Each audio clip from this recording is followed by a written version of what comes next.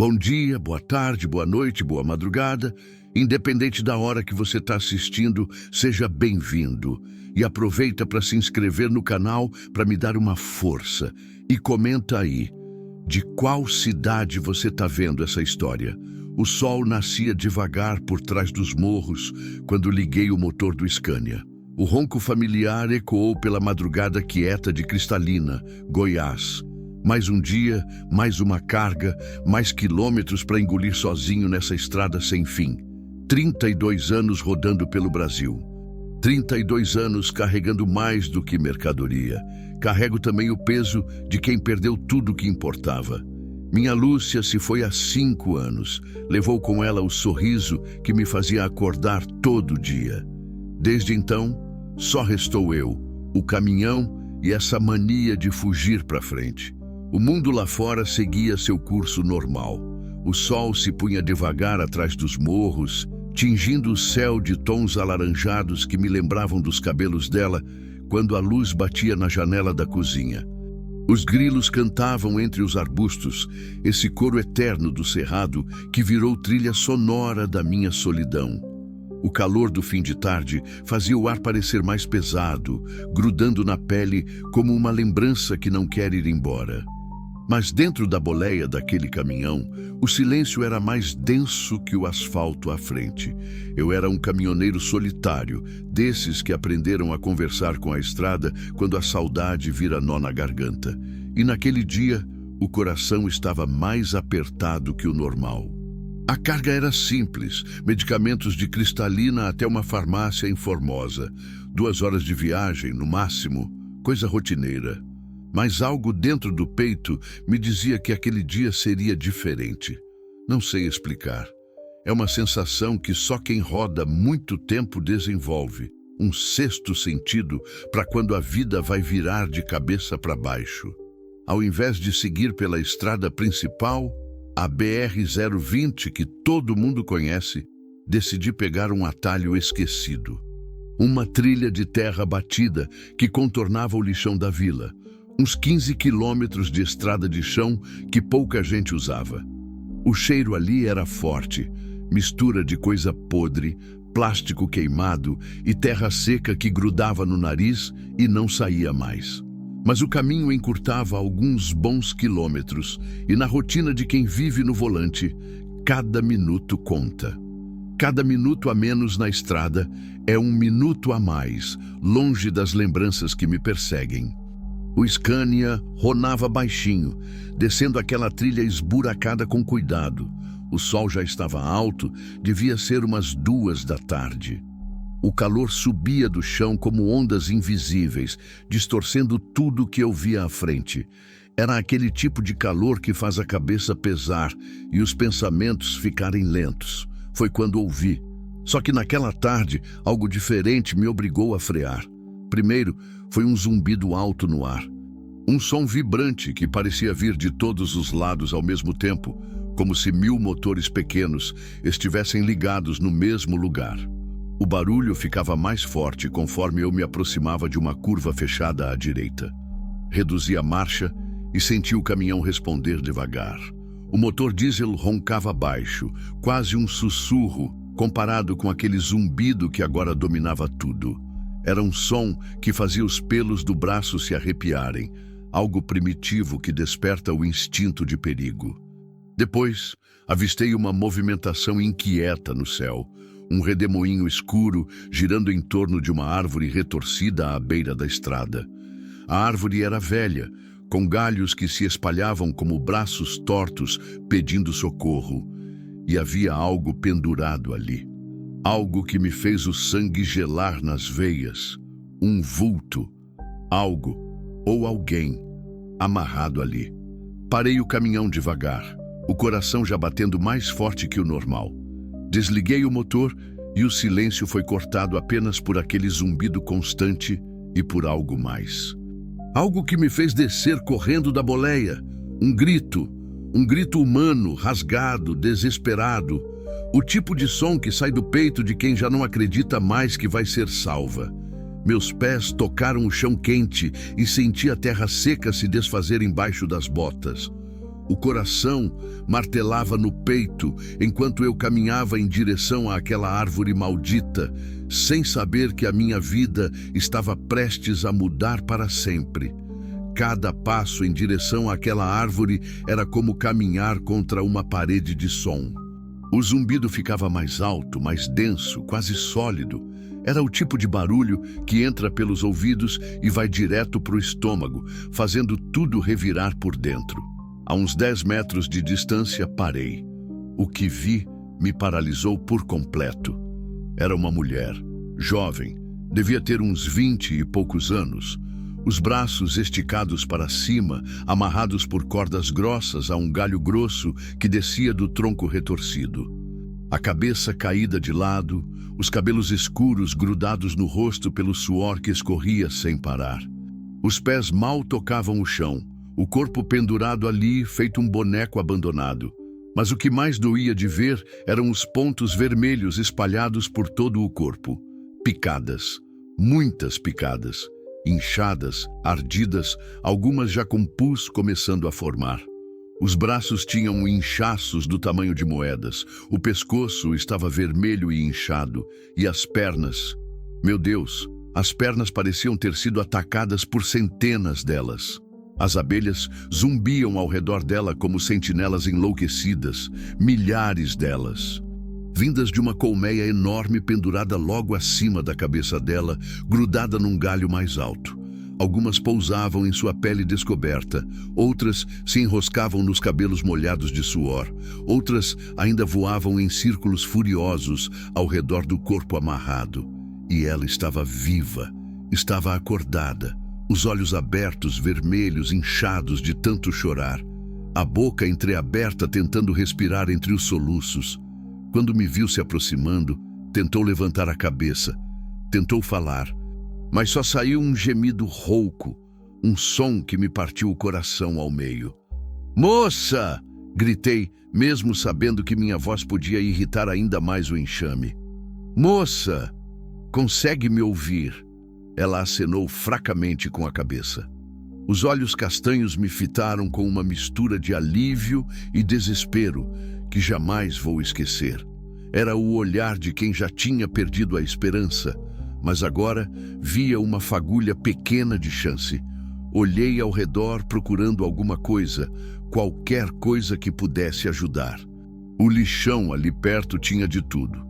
Garrafas quebradas, sacos plásticos rasgados, pedaços de metal enferrujado. Mas nada que servisse para espantar milhares de abelhas furiosas. Pensei em voltar para o caminhão, buscar alguma ferramenta, mas ela gemeu de novo, mais fraco dessa vez, e percebi que não tinha tempo. Cada segundo ali pendurada era um segundo a mais de sofrimento, um segundo a mais perto da morte. Tirei a camisa, deixando só a camiseta por baixo. O calor bateu na pele imediatamente, mas não importava. Comecei a acenar a camisa para o alto, tentando criar vento, tentando afastar pelo menos algumas abelhas. Elas vinham para cima de mim também agora, irritadas com a movimentação. A primeira ferroada veio no braço esquerdo, uma dor quente que irradiou pelo braço inteiro. Depois outra no pescoço, outra na testa. Mas eu não parava de acenar. Não podia parar. "Aguenta aí, moça!" gritei, mesmo com a voz já embargada pela dor das picadas. "Vou te tirar daí!" Saquei o canivete que sempre carrego na bota direita, a lâmina pequena, mas afiada. Comecei a me aproximar devagar, tentando não fazer movimentos bruscos que irritassem ainda mais o enxame. As abelhas pousavam em mim agora, algumas me ferrando, outras só caminhando pela pele, como se estivessem decidindo onde atacar. Cheguei até as cordas. Eram cordas grossas, do tipo que se usa para amarrar carga pesada. Quem fez aquilo sabia o que estava fazendo. Queria que ela ficasse ali, imobilizada, indefesa. Comecei a cortar a primeira corda, a que prendia o pulso direito. A lâmina do canivete era pequena e as fibras eram grossas. Cada movimento meu fazia as abelhas ficarem mais agitadas. Elas voavam ao redor da minha cabeça, algumas se enroscando no cabelo, outras pousando no rosto suado. "Quem foi que fez isso com você?" Perguntei enquanto cortava, mais para ela ficar acordada do que para obter resposta. Ela tentou falar, mas só saiu um sussurro rouco. Ele disse que eu merecia. A voz dela era fraca, quebrada, mas havia raiva ali. Uma raiva que me lembrou da minha própria raiva quando perdi a Lúcia. A raiva de quem foi traído pela vida, de quem sofreu na mão de alguém que deveria proteger. A primeira corda se rompeu. O braço direito dela caiu, sem força, balançando fraco ao lado do corpo. Fui para a segunda corda, no pulso esquerdo. As abelhas agora me atacavam sem parar. Minha visão começou a ficar embaçada. Não sabia se era pelo suor ou pelas picadas ao redor dos olhos. Como você se chama? Perguntei, tentando mantê-la acordada. Lúcia, ela sussurrou. Minha mão parou no meio do corte. O mundo parou. O zumbido das abelhas ficou distante por um segundo. Lúcia, o mesmo nome da minha esposa. Balancei a cabeça e voltei a cortar. Não podia ser coincidência. Não podia. Mas também não era hora de pensar nisso. A segunda corda se rompeu e ela desabou contra meu peito. Leve demais, trêmula, fraca. O corpo quente de febre, suor se misturando com suor. Senti o peso dela nos meus braços e foi como segurar um pássaro ferido. Lúcia! Ei, Lúcia! Tá me ouvindo? Respira, pelo amor de Deus! Ela arfava contra o meu peito. O rosto inchado, os olhos avermelhados de tanto chorar, os braços marcados pelas cordas, doídos, feridos, mas estava viva, estava respirando. Olhei para baixo e vi algo que me chamou a atenção. No chão, perto da base da árvore, meio escondido entre folhas secas e lixo, um cordão quebrado com um pingente de metal. Peguei com a mão livre e li o que estava gravado. Lúcia. Guardei no bolso da calça sem entender porquê, mas sentindo que aquilo tinha valor, que significava alguma coisa. Sem pensar duas vezes, carreguei ela nos braços até o caminhão. Os passos eram pesados, as pernas bambas pelas picadas, mas não podia parar. Abri a porta do passageiro com dificuldade e a deitei no banco, protegendo o rosto dela do sol com o boné que usava. Foi quando me virei para fechar a porta que vi. Lá no fundo, correndo entre os arbustos próximos ao lixão, uma figura de branco disparava em fuga. Era um homem, usando uma daquelas roupas de apicultor completas, com máscara protetora, luvas grossas e tudo. Mesmo com o traje, dava para perceber o desespero nos passos. Corria como quem tenta fugir do próprio crime. Por um instante, pensei em largar tudo e correr atrás. A raiva subiu pela garganta como um grito preso. Queria pegar aquele covarde com as próprias mãos. Queria fazer ele sentir o que ela sentiu. Mas não. O mais urgente estava ali no banco do caminhão, respirando fraco, precisando de socorro. Justiça podia esperar. Vida, não. Liguei o motor com as mãos tremendo. Não sabia se de raiva ou das picadas. O Scania roncou e eu acelerei, saindo dali o mais rápido que as condições da estrada permitiam. Pelo retrovisor, vi a poeira subindo atrás de nós, cobrindo aquela árvore maldita como um véu. Ela tremia no banco ao lado. Ofereci a garrafa d'água que sempre carrego comigo, mas ela só olhou. Um olhar vazio, de quem já não esperava mais nada da vida. Mas havia algo ali também, um sopro pequeno. Um restinho de esperança que eu reconheci, porque também carregava dentro do peito. "Para onde eu te levo?" perguntei, dirigindo pela trilha esburacada. Ela não respondeu. Só fechou os olhos e deixou a cabeça pender para o lado. Respirava, mas estava fraca, muito fraca. Foi então que percebi. Aquilo não era só um resgate. Era o começo de algo muito maior. E muito mais perigoso, porque quem faz uma coisa dessas com uma pessoa não para por aí. E se ele descobrisse que alguém a salvou? Acelerei mais um pouco, sentindo o peso da responsabilidade cair sobre os ombros como uma carga nova. Uma carga que eu não sabia se conseguiria carregar. Mas antes de chegar na estrada principal, olhei pelo retrovisor uma última vez e vi algo pequeno que não consegui ignorar. Perto da base da árvore maldita, entre galhos secos e sacos de lixo rasgados, nascia uma flor branca, solitária, pequena, mas viva. E pensei, talvez a vida tenha decidido começar aqui de novo. A estrada principal nunca me pareceu tão distante. Cada buraco na trilha de terra fazia o caminhão balançar, e ela gemia baixinho no banco ao lado, como se cada solavanco fosse uma nova dor se somando às outras 1000 que já carregava no corpo. Olhei para ela pelo canto do olho. O rosto estava inchado, mas agora que não tinha mais o desespero da morte iminente, conseguia ver melhor quem era. Devia ter uns 23, 24 anos. Traços delicados, mesmo com toda a marca do sofrimento. Os cabelos escuros grudados na testa suada, os braços cobertos de vergões vermelhos que iam do pulso até o ombro. Mas o que mais me chamava a atenção eram as mãos. Pequenas, delicadas, mas com calos nas pontas dos dedos. Calos de quem trabalha com as mãos, de quem não nasceu na moleza. E uma marca branca no dedo anelar esquerdo do formato de uma aliança.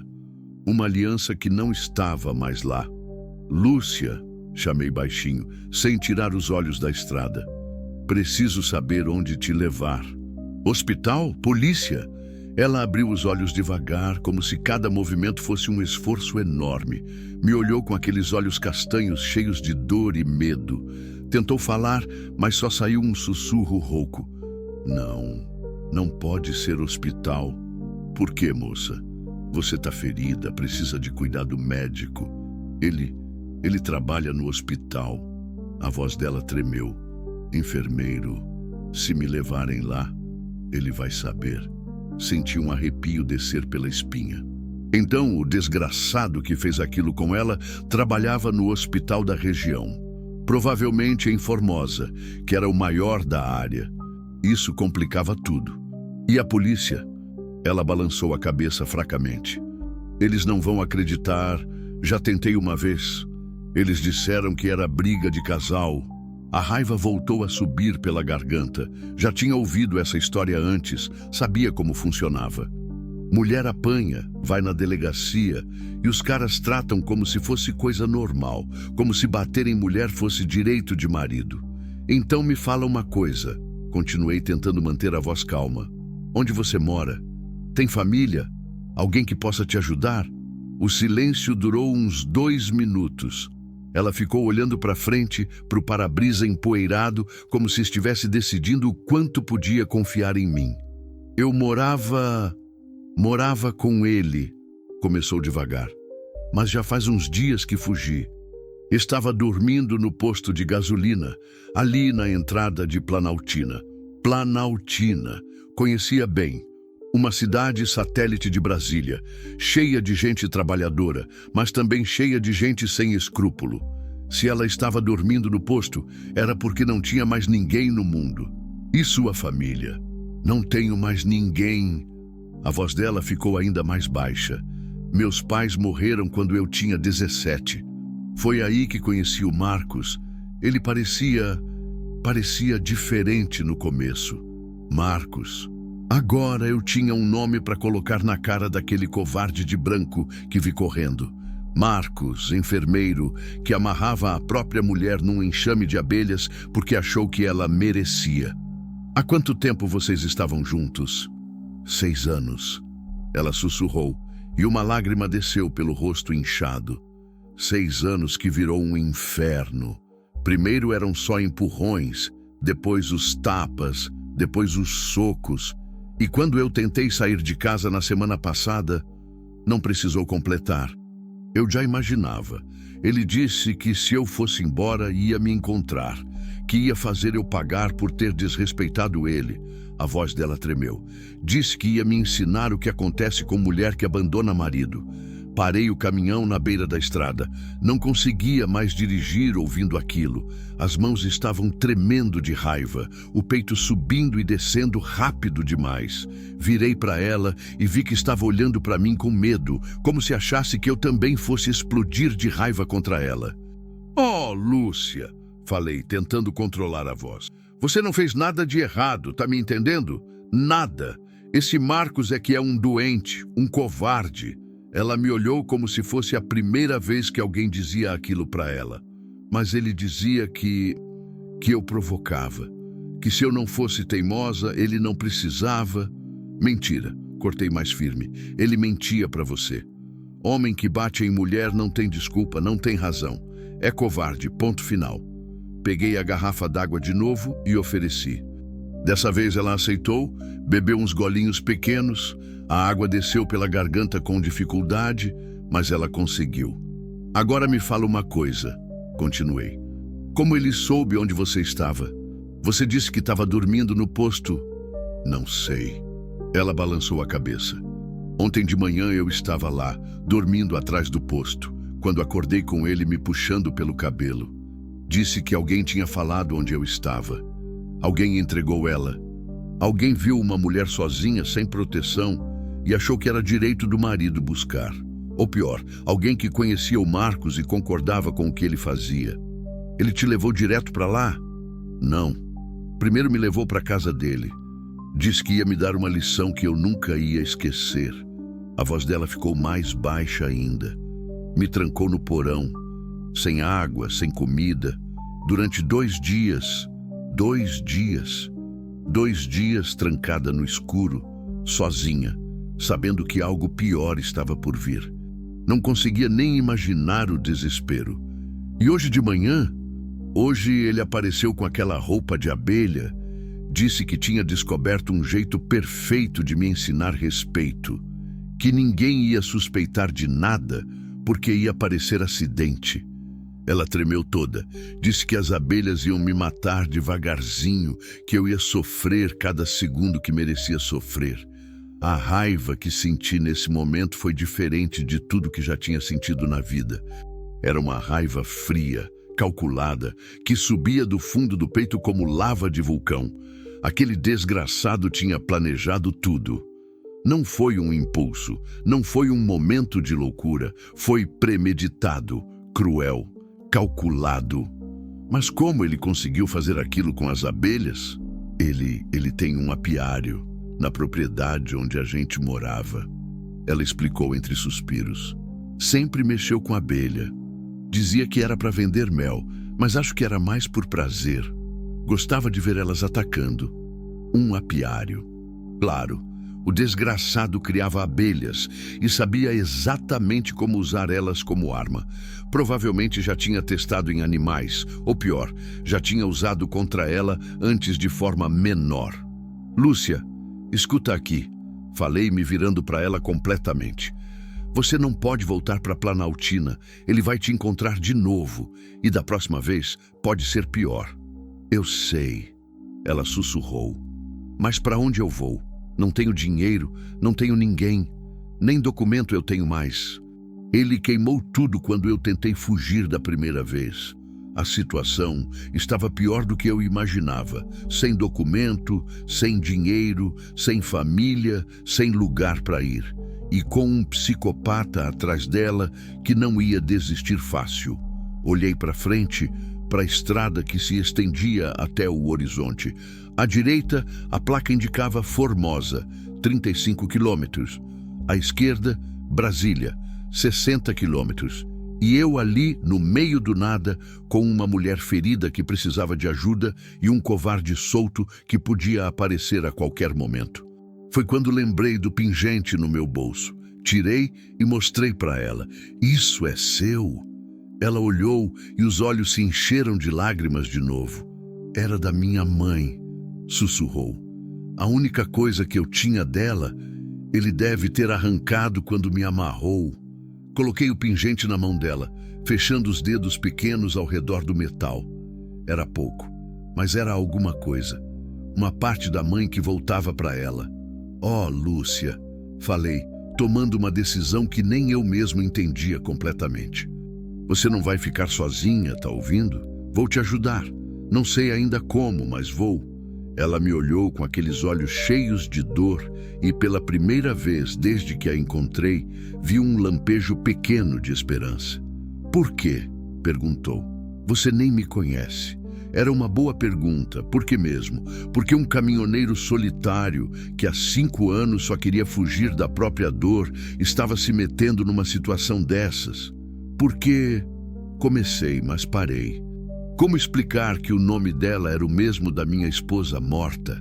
Como explicar que quando a vi pendurada naquela árvore, foi como se fosse a própria Lúcia pedindo socorro? Como explicar que, às vezes, a vida coloca pessoas no nosso caminho exatamente quando precisamos salvar alguma coisa, mesmo que seja só para salvar a nós mesmos? Porque todo mundo merece uma segunda chance. Terminei. E porque tem coisas na vida que a gente não pode simplesmente fingir que não viu. Liguei o motor de novo. Tinha tomado uma decisão. Não ia levá-la para hospital nenhum em Formosa, onde o Marcos podia ter contatos. Não ia deixá-la na delegacia para ser humilhada de novo. Ia levá-la para um lugar seguro, longe dali. E depois, de algum jeito, ia fazer aquele covarde pagar pelo que fez. Mas primeiro, ela precisava de cuidados, e eu conhecia alguém que podia ajudar sem fazer perguntas. Dona Mercedes, uma benzedeira que morava numa chácara isolada perto de Padre Bernardo. Uma mulher que entendia de feridas do corpo e da alma e que sabia guardar segredos. "Para onde a gente vai?" perguntou Lúcia, vendo que eu tinha virado para a direção contrária à de Formosa. "Para um lugar onde você vai ficar segura", respondi. "E onde vai poder se curar direito, longe de qualquer hospital que esse Marcos possa conhecer." Ela assentiu e fechou os olhos de novo. Pela primeira vez desde que a encontrei, parecia um pouco mais tranquila. Não muito, mas um pouco. Acelerei pela estrada vazia, sentindo o peso da responsabilidade nos ombros, mas também sentindo algo que não sentia há muito tempo. Um propósito. Uma razão para estar vivo, além de simplesmente fugir da dor. O sol começava a se pôr no horizonte, tingindo o céu de vermelho. E enquanto dirigia, não conseguia parar de pensar numa coisa. Será que a vida mesmo tinha posto ela no meu caminho? Ou será que eu é que estava no caminho dela quando ela mais precisava? Talvez não importasse. Talvez o que importasse era que agora estávamos juntos nessa estrada, 2 pessoas feridas tentando encontrar um jeito de seguir em frente. E se o Marcos achasse que ia desistir fácil, estava muito enganado. Eu tinha perdido uma Lúcia antes, não ia perder outra. A estrada para Padre Bernardo sempre foi uma das que mais gosto de pegar. Não pela qualidade do asfalto, que tem mais buraco que queijo suíço, mas pela paisagem. É uma estrada que corta o cerrado no meio, com aqueles morros baixos dos 2 lados, cheios de pequi e buriti. Uma estrada que fala com a alma de quem precisa de silêncio para pensar. Mas naquele dia, o silêncio estava pesado demais. Lúcia tinha adormecido encostada na janela, a respiração ainda irregular por causa das picadas. De vez em quando ela gemia baixinho, mesmo dormindo, como se os pesadelos continuassem atrás das pálpebras fechadas. Eram quase 6 da tarde quando avistei a placa meio apagada. Chácara São Miguel, 3 quilômetros. Virei na estradinha de terra que conhecia de cor. Havia 5 anos que não vinha aqui, desde o funeral da minha Lúcia. Dona Mercedes tinha sido a única pessoa que conseguiu me dar algum consolo naqueles dias escuros. A chácara dela fica no final de uma trilha estreita, cercada por uma mata fechada que mais parece um abraço verde. A casa é simples, de tijolo à vista, com uma varanda grande na frente onde ela costuma receber as pessoas que chegam precisando de ajuda. E sempre chega alguém precisando. Parei o caminhão na frente da casa e desliguei o motor. O silêncio do final de tarde desceu sobre nós como um cobertor. Só se ouvia o canto dos bem-te-vis e o barulho longe de algum gado se movimentando no pasto. Lúcia acordou com o barulho da porta do caminhão fechando. "Onde a gente tá?" perguntou-se, endireitando no banco e olhando ao redor com aqueles olhos ainda inchados. "Na casa de uma amiga", respondi, dando a volta para abrir a porta dela. "Uma mulher que vai cuidar bem de você." Foi quando ouvi a voz que conhecia tão bem. "Meu Deus do céu, Jonas! Que surpresa!" Dona Mercedes estava na varanda enxugando as mãos num pano de prato. Devia ter uns 70 anos agora. O cabelo todo branco preso num coque, mas os olhos ainda brilhavam com aquela luz de quem enxerga além da superfície das coisas. Usava um vestido florido simples e chinelos de dedo, a roupa de quem não tem nada para provar para ninguém.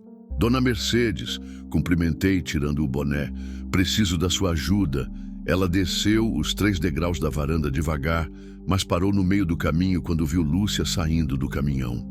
Os olhos dela se arregalaram ao ver o estado da moça, o rosto inchado, os braços cobertos de picadas, o jeito de andar de quem está sentindo dor em cada movimento. "Minha Nossa Senhora!" exclamou, se aproximando rapidamente. "O que aconteceu com essa menina?" "É uma longa história, Dona Mercedes, mas ela precisa de cuidados, picadas de abelha, muitas picadas." Dona Mercedes não fez mais perguntas. Era assim com ela. Primeiro cuidava, depois perguntava. Se aproximou de Lúcia com aquele jeito maternal que tinha com todo mundo que chegava ferido na porta dela. "Vem cá, filha", disse suavemente, estendendo o braço para ajudar Lúcia a andar. "Vamos te cuidar direitinho." Lúcia olhou para mim, ainda com medo, como se pedisse permissão. Fiz que sim com a cabeça. "Pode confiar nela", falei. "Se tem alguém nesse mundo que sabe cuidar de ferida, é Dona Mercedes." As duas subiram os degraus devagar, Lúcia se apoiando no braço da mulher mais velha. Eu fiquei ali parado ao lado do caminhão, de repente me sentindo perdido. Não sabia o que fazer com as próprias mãos, não sabia se devia entrar junto ou esperar do lado de fora. "Jonas!" gritou Dona Mercedes da porta. "Você também vem! Essas picadas no seu rosto estão precisando de cuidado." Tinha me esquecido completamente das minhas próprias feridas. A adrenalina do resgate e a preocupação com Lúcia tinham feito eu ignorar a dor das picadas que recebi. Mas agora que ela falou, senti tudo de uma vez. O rosto ardendo, os braços latejando, a pele esticada pelo inchaço. Entrei na casa que não via há 5 anos. Continuava igual, móveis simples, mas bem cuidados. Cheiro de ervas secas misturado com café coado na hora. Imagens de santos nas paredes e plantas para todo lado, a maioria delas com propriedades medicinais. Dona Mercedes tinha levado Lúcia para um quartinho nos fundos que ela usava como enfermaria improvisada. Ouvi as duas conversando baixinho, Dona Mercedes fazendo aquelas perguntas necessárias, com o jeito delicado de quem não quer assustar mais ainda quem já está assustado. "Senta aí na cozinha, Jonas", ela gritou. "Já volto para cuidar de você também." Me sentei na mesa da cozinha, a mesma onde tinha chorado que nem criança 5 anos atrás, quando vim contar para ela que minha Lúcia tinha morrido. A mesma mesa onde ela me serviu café e me falou coisas que na época eu não conseguia entender, mas que foram ficando claras com o tempo. "A vida não acaba quando alguém que a gente ama vai embora, Jonas", ela tinha dito. "A vida continua, e às vezes ela continua exatamente para a gente poder honrar quem se foi, fazendo o bem que essa pessoa faria se ainda tivesse aqui." Agora, sentado na mesma cadeira, com o mesmo gosto amargo na boca, eu começava a entender o que ela quis dizer. Uns 20 minutos depois, Dona Mercedes apareceu na cozinha carregando uma bacia com água suja e panos manchados de sangue e remédio. "Como ela tá?" perguntei, me levantando da cadeira. "Vai ficar boa", respondeu colocando a bacia na pia. "Mas foram muitas picadas, Jonas, muitas mesmo, mais de 100, eu diria, e pelo jeito que estão distribuídas pelo corpo." Ela não precisou completar. Eu sabia o que ela estava pensando. Ninguém leva mais de 100 picadas de abelha por acidente. Aquilo foi feito de propósito, com crueldade, por alguém que queria causar o máximo de sofrimento possível. Ela contou alguma coisa? O necessário. Dona Mercedes suspirou, enchendo uma panela com água para ferver. Disse que o ex-marido fez isso com ela, que é enfermeiro e por isso ela não pode ir para o hospital e que você a salvou. Não sei se salvei, murmurei. Só fiz o que qualquer pessoa faria. Dona Mercedes parou o que estava fazendo e me olhou com aqueles olhos que pareciam enxergar a alma da gente. Jonas, nem toda pessoa teria coragem de enfrentar um enxame de abelhas para salvar uma desconhecida. Nem toda pessoa traria essa moça para longe, para um lugar seguro, sem pedir nada em troca. Isso que você fez tem nome. Chama amor ao próximo. Não sei. Quando vi ela ali pendurada, comecei, mas a voz falhou. Era como se fosse ela pedindo socorro. A sua Lúcia? Assenti, sentindo os olhos marejarem. Era a primeira vez que admitia aquilo em voz alta. Sabe, Jonas, há 5 anos você veio aqui devastado, dizendo que a vida não fazia mais sentido, que Deus tinha sido cruel levando sua mulher tão nova. Lembra o que eu te falei? Que talvez Deus tivesse levado ela porque tinha algo importante para eu fazer aqui ainda. E o que você acha que é esse algo importante? Olhei na direção do quartinho onde Lúcia estava descansando. Através da porta entreaberta, conseguia ver ela deitada na cama, finalmente dormindo um sono que parecia mais tranquilo. Cuidar dela? Perguntei, mais para mim mesmo do que para Dona Mercedes. Pode ser. Ou pode ser que cuidar dela seja só o começo. Às vezes, a vida põe pessoas no nosso caminho, não só para a gente salvá-las, mas para elas nos salvarem também. Dona Mercedes pegou uma cadeira e sentou na minha frente, com uma tigela na mão cheia de um líquido escuro que cheirava a ervas. Agora fica quieto que vou cuidar dessas picadas no seu rosto. Ela começou a passar o remédio caseiro nas feridas com um algodão. Ardia, mas era um ardor que aliviava, que diminuía o inchaço e a dor. As mãos dela eram seguras, experientes, mãos que já tinham cuidado de feridas muito piores que as minhas. Dona Mercedes, falei enquanto ela trabalhava. Esse homem, o ex-marido dela, ele não vai desistir fácil. Enfermeiro que amarra a mulher num enxame de abelhas não é gente normal. É doente, e doente assim não para. Eu sei, filho, por isso ela não pode ficar aqui muito tempo. 2, 3 dias no máximo. O tempo de se recuperar um pouco e vocês decidirem que rumo tomar. Vocês? Ela parou de passar o remédio e me olhou com um meio sorriso. Você achou mesmo que ia deixar essa menina sozinha agora, depois de tudo que passou para salvá-la? Eu não tinha pensado nisso. Quer dizer, não tinha pensado conscientemente. Mas no fundo do peito, algo me dizia que minha responsabilidade com Lúcia estava só começando.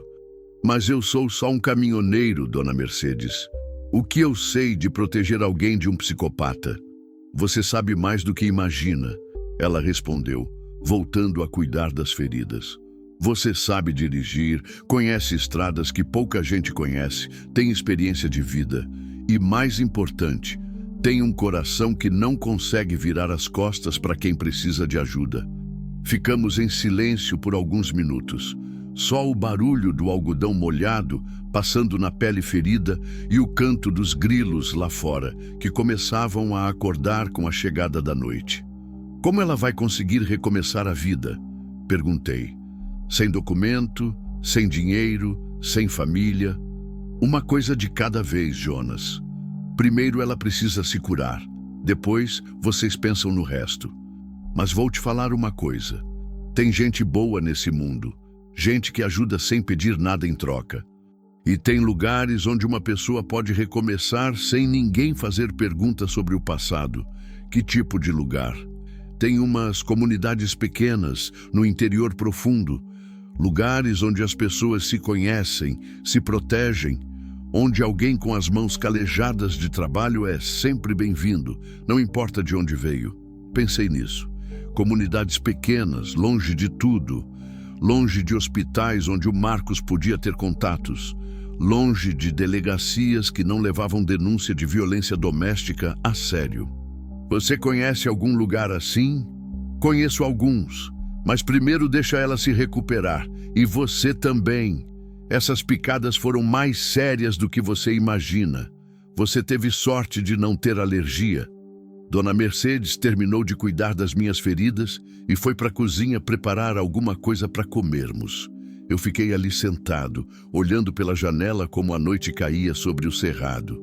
As estrelas começavam a aparecer, uma por uma, e eu pensava em como às vezes a vida vira de cabeça para baixo em questão de horas.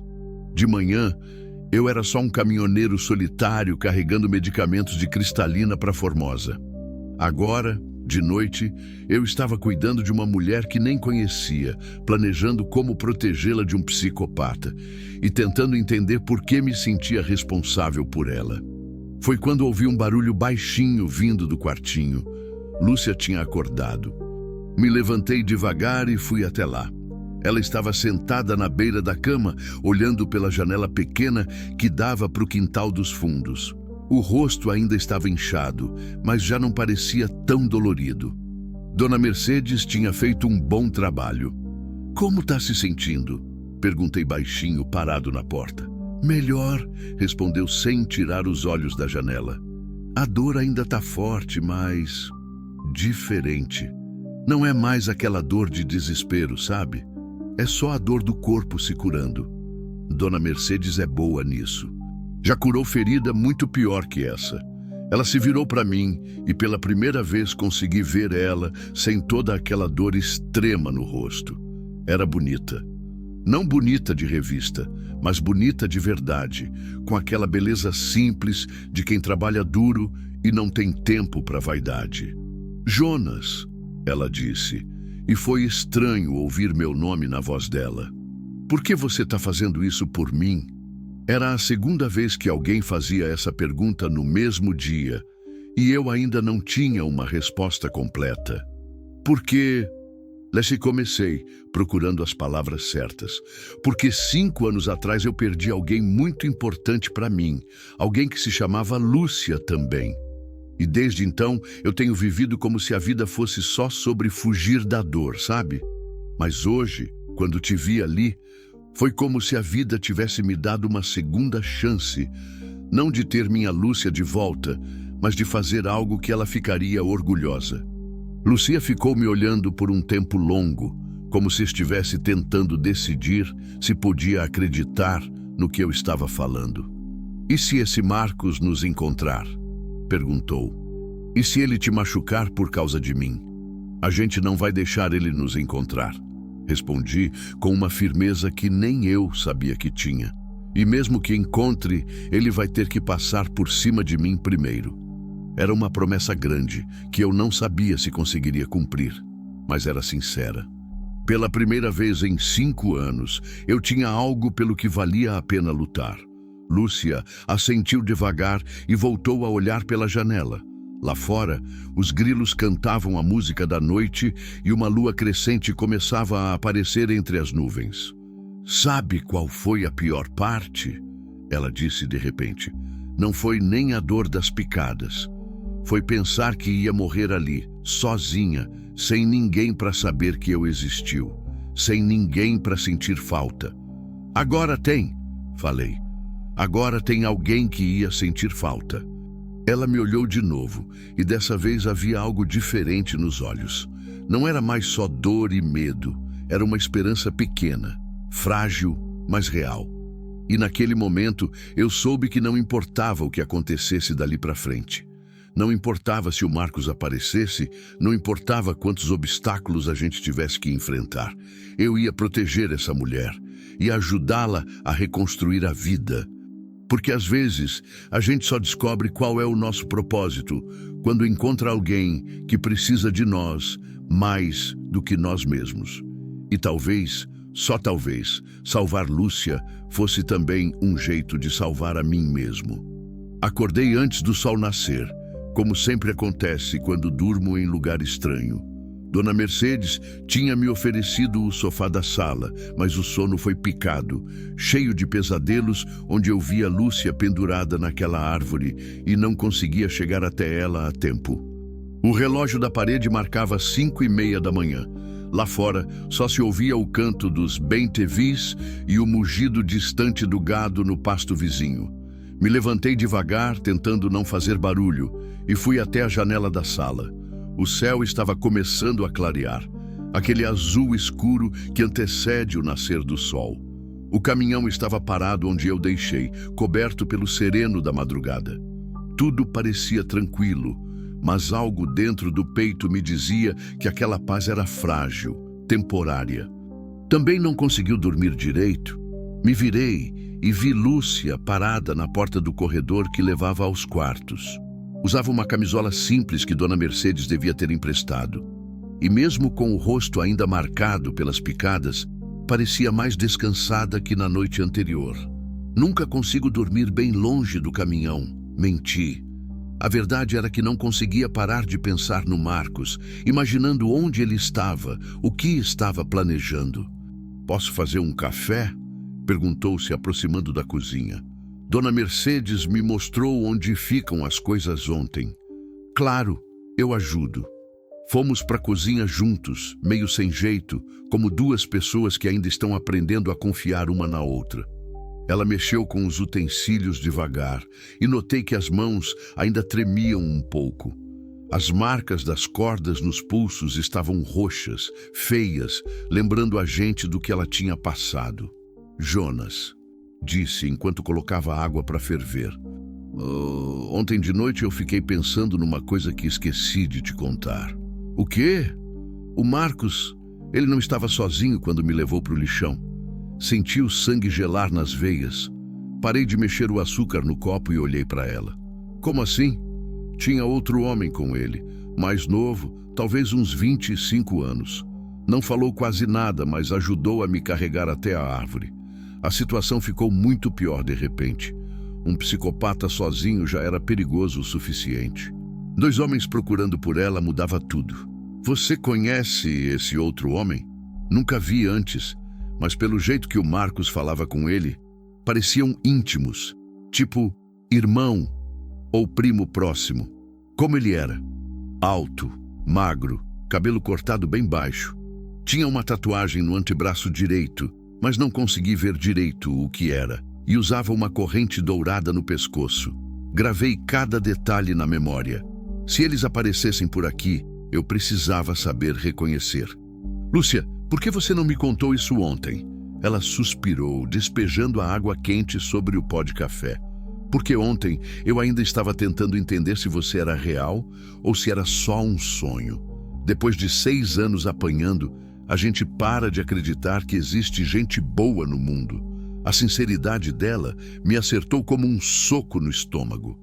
6 anos sofrendo na mão de um covarde, 6 anos sem poder confiar em ninguém.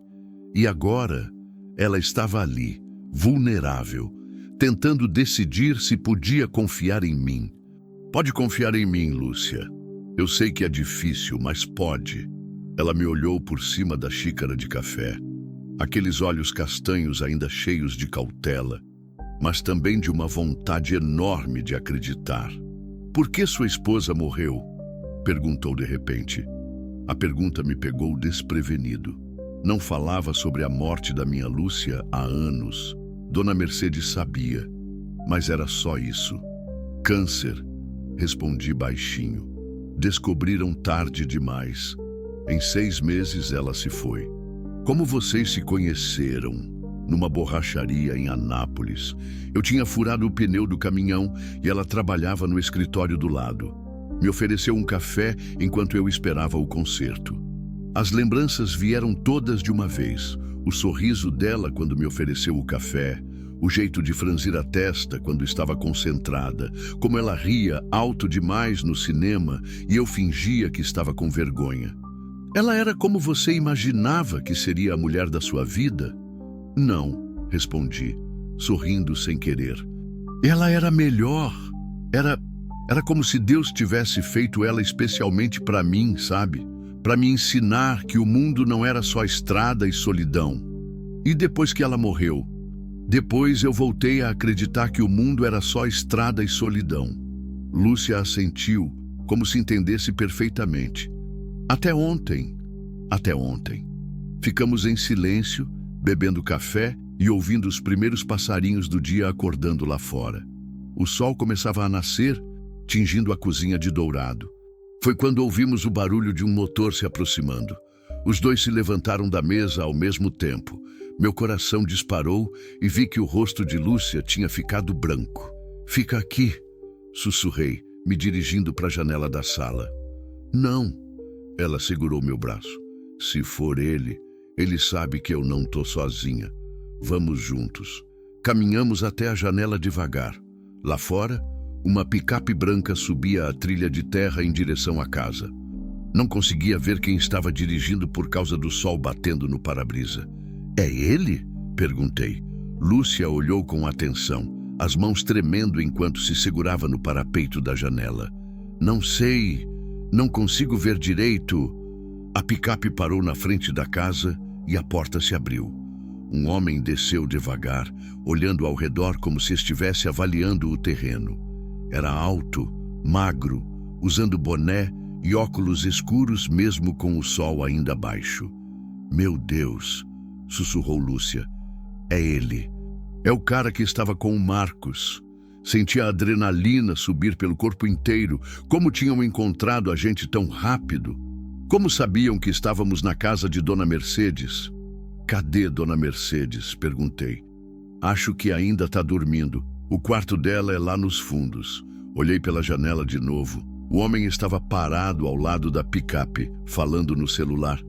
Não conseguia ouvir o que dizia, mas pelos gestos parecia estar passando informações para alguém. "Lúcia, tem alguma saída pelos fundos? Tem uma porta na cozinha que dá para o quintal, mas o quintal é cercado. E do outro lado da cerca, mata fechada. Dona Mercedes me disse que tem uma trilha que leva até a cachoeira, uns 2 quilômetros daqui.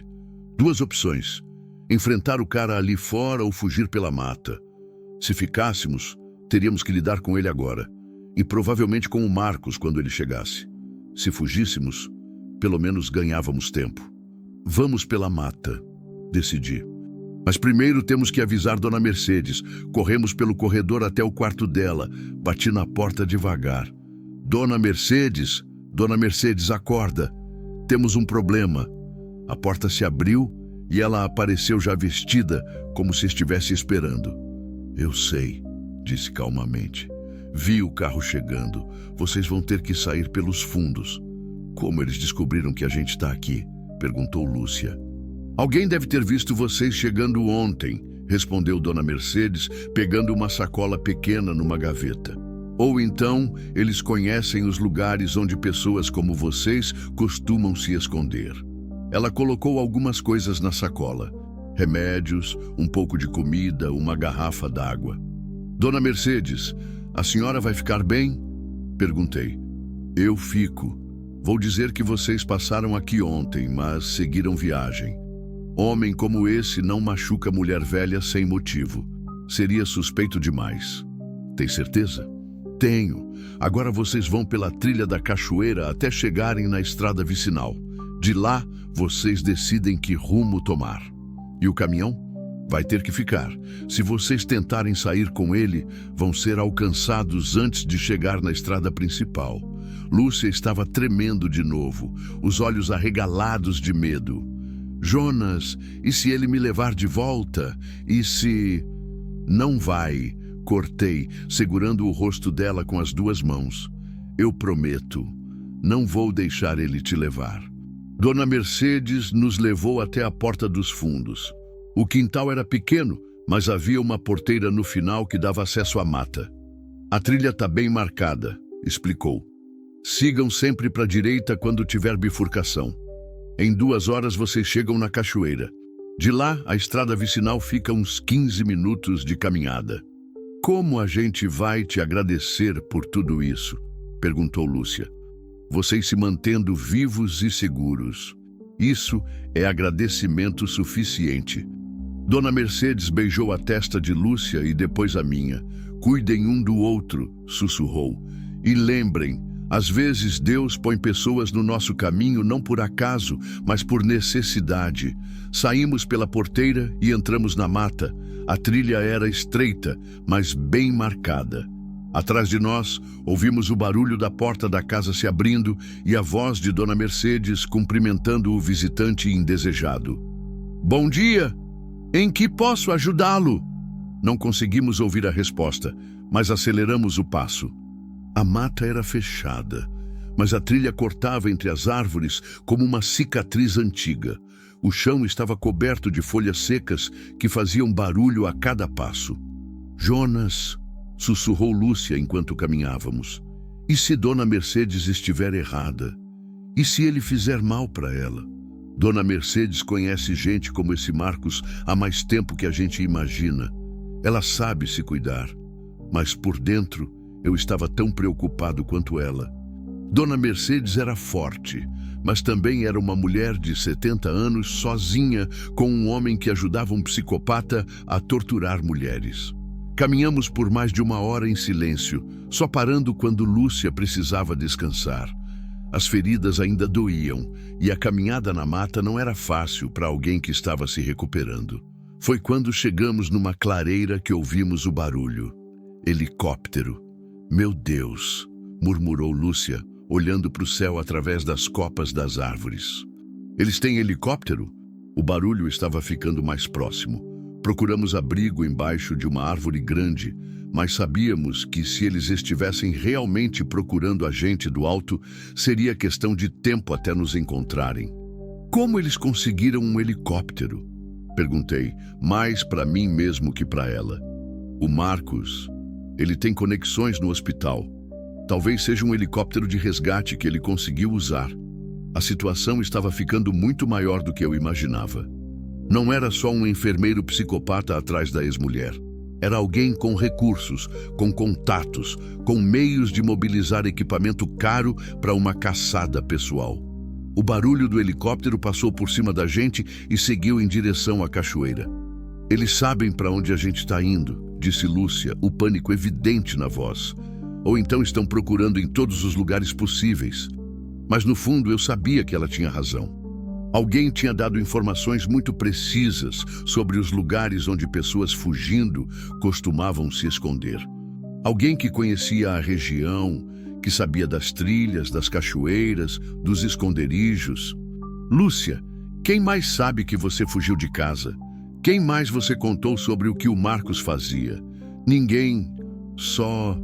Ela parou no meio da frase, os olhos se arregalando. Só a enfermeira do posto de saúde. A Carla. Foi ela que me disse para procurar ajuda quando eu apareci lá com o braço quebrado. Você confia nela? Eu pensava que sim, mas agora... A voz dela tremeu. Jonas, e se ela contou para o Marcos onde eu estava? E se ela é amiga dele do hospital? A possibilidade me gelou o sangue. Se a enfermeira que deveria ter ajudado Lúcia tinha sido quem a entregou, então a situação era ainda pior do que imaginávamos. Significava que o Marcos tinha pessoas dispostas a ajudá-lo, pessoas que fingiam ser amigas de suas vítimas. O barulho do helicóptero voltou, mais próximo dessa vez. E junto com ele, ouvimos outro som que fez meu coração parar. Latidos de cachorro. Eles trouxeram cães de caça. Sussurrei. Lúcia me olhou com os olhos cheios de lágrimas. A gente não vai conseguir, Jonas. Eles vão nos encontrar. Não, respondi, tentando soar mais confiante do que me sentia. Não vão, mas temos que sair da trilha. Agora. Saímos da trilha marcada e entramos na mata fechada, abrindo caminho entre os arbustos e galhos baixos. Era mais difícil, mais lento, mas os cães não conseguiriam seguir nosso rastro tão facilmente. Enquanto caminhávamos, só conseguia pensar numa coisa. Como um simples ato de bondade tinha se transformado numa caçada com helicóptero e cães. E até onde o Marcos estava disposto a ir para recuperar uma mulher que só queria viver em paz. Mas uma coisa eu sabia com certeza. Não importava quantos recursos ele tivesse, não importava quantas pessoas estivessem ajudando ele. Eu não ia deixar que pegassem Lúcia de novo, mesmo que isso custasse minha própria vida. A mata fechada era um labirinto verde que parecia não ter fim. Galhos baixos arranhavam nossos rostos, espinhos rasgavam as roupas e a cada passo o chão se tornava mais irregular. Lúcia tropeçou numa raiz grossa e segurei seu braço antes que caísse. "Tá conseguindo?" Perguntei baixinho. "Tô", respondeu, mas a respiração estava pesada e conseguia ver que as pernas tremiam de cansaço. O barulho do helicóptero ia e vinha, às vezes distante, às vezes tão próximo que as folhas das árvores balançavam com o vento das hélices. E os latidos dos cães estavam ficando mais nítidos, mais urgentes. Eles tinham encontrado nosso rastro. Paramos atrás de um tronco grosso caído para descansar e pensar. Lúcia estava com o rosto vermelho do esforço, gotas de suor misturadas com lágrimas de desespero. "Jonas, eles vão nos pegar", sussurrou. "A gente não tem como fugir de helicóptero e cachorro ao mesmo tempo." "Tem sim. Temos que chegar no rio." "Que rio? Todo cerrado tem córrego e córrego vira rio. Se conseguirmos achar água corrente, os cães perdem nosso rastro." Era uma esperança pequena, mas era o que tínhamos. Continuamos caminhando, sempre tentando seguir para baixo, porque a água sempre corre para o mais baixo. Foi quando ouvimos vozes humanas pela primeira vez. "Mas por aqui, o rastro continua por aqui." Eram 2 homens, talvez 3, seguindo nossas pegadas com os cães. A voz que gritava tinha sotaque do interior de Goiás, mas não era a do Marcos. Devia ser o comparsa que Lúcia tinha visto e provavelmente mais gente que eles tinham conseguido recrutar. "Quantos você acha que são?" sussurrou Lúcia. "Não sei, mas são muitos para a gente enfrentar." Aceleramos o passo, mesmo sabendo que isso deixaria rastros mais óbvios. Não tínhamos escolha. Era a velocidade contra a precisão. E precisávamos ganhar distância antes que eles nos alcançassem. Depois de mais 20 minutos de caminhada forçada, finalmente ouvimos o som que estávamos procurando. Água corrente. Não era um rio grande, mas era alguma coisa. "Lá!" Apontei para frente. Era um córrego de uns 2 metros de largura, com água clara correndo sobre pedras lisas. Não era profundo, mas tinha correnteza suficiente para carregar nosso cheiro rio abaixo. "Entra na água", falei. "E vamos seguir pela correnteza." "Para que lado?"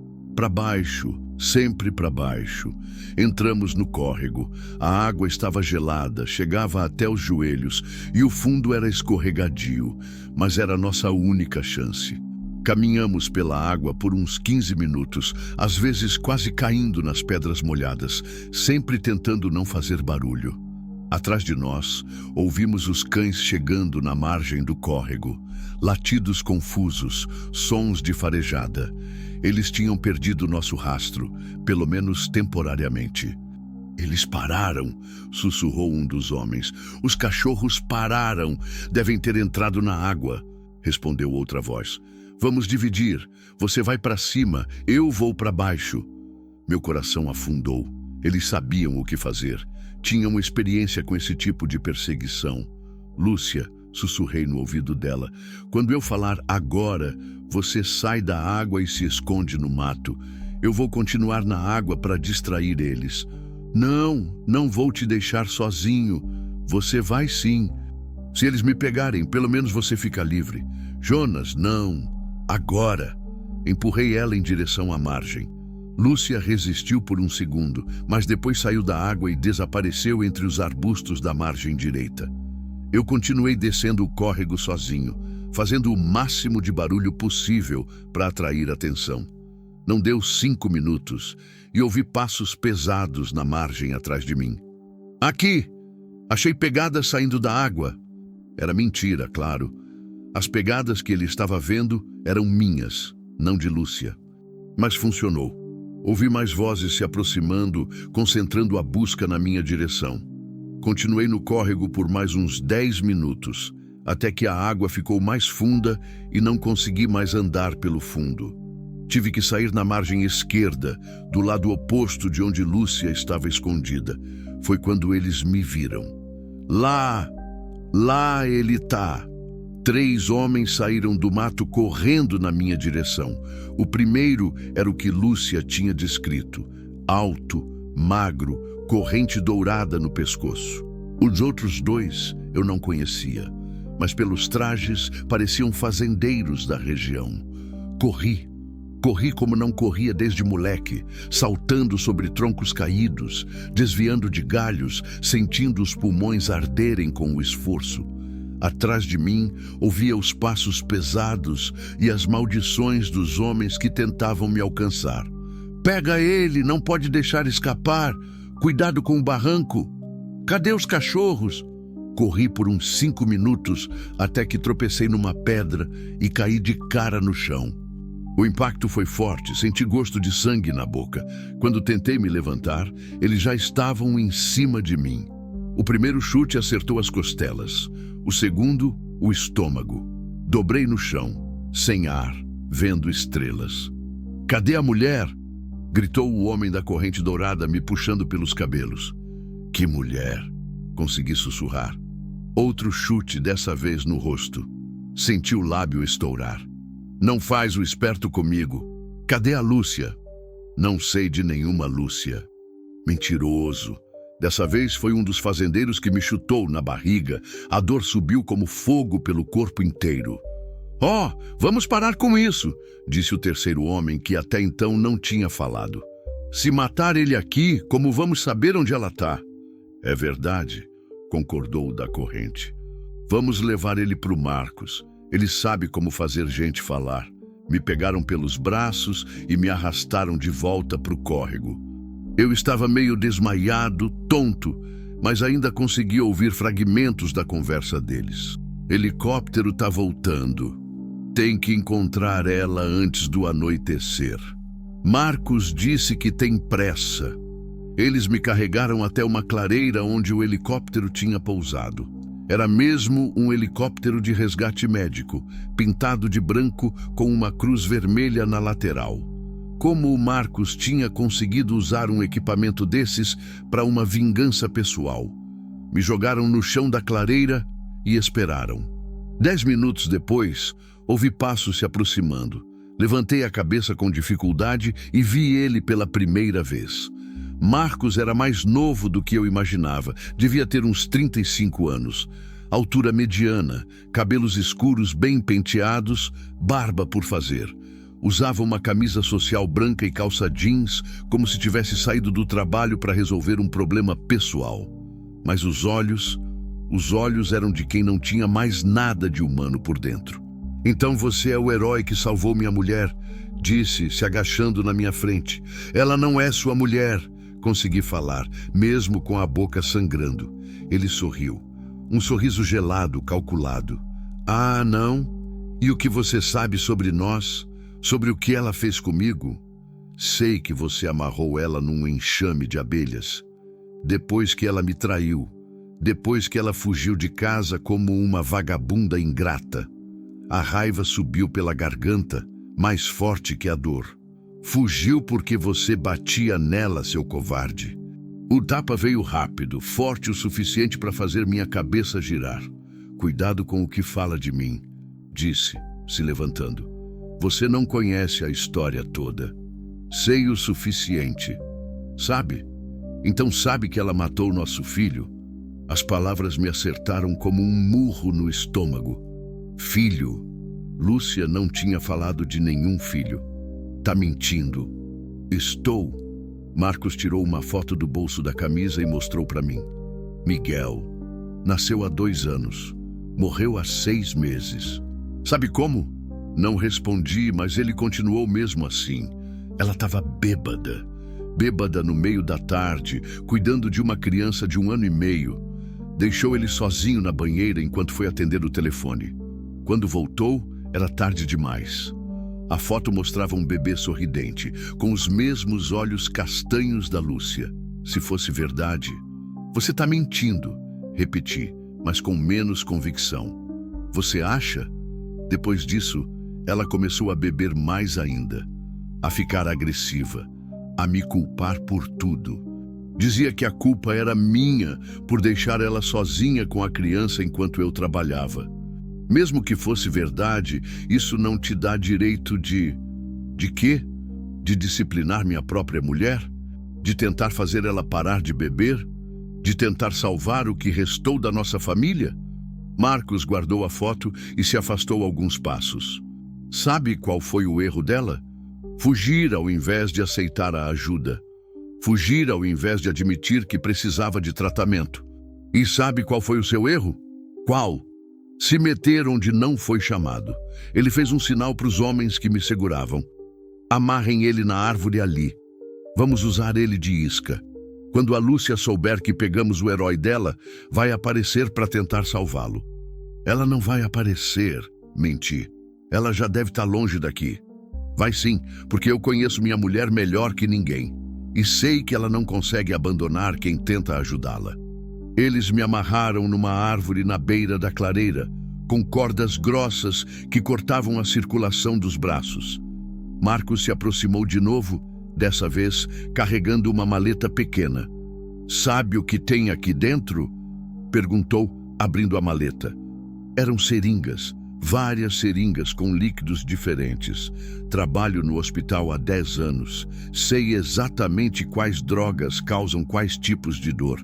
E sei como fazer alguém sofrer por muito tempo sem morrer. Você é doente. Eu sou um homem que perdeu tudo por causa de uma mulher irresponsável. E agora vou recuperar o que é meu. Ele pegou uma das seringas e testou, esguichando um pouco do líquido no ar. Esta aqui causa dor muscular intensa. Começa devagar, mas em meia hora você vai estar implorando para morrer.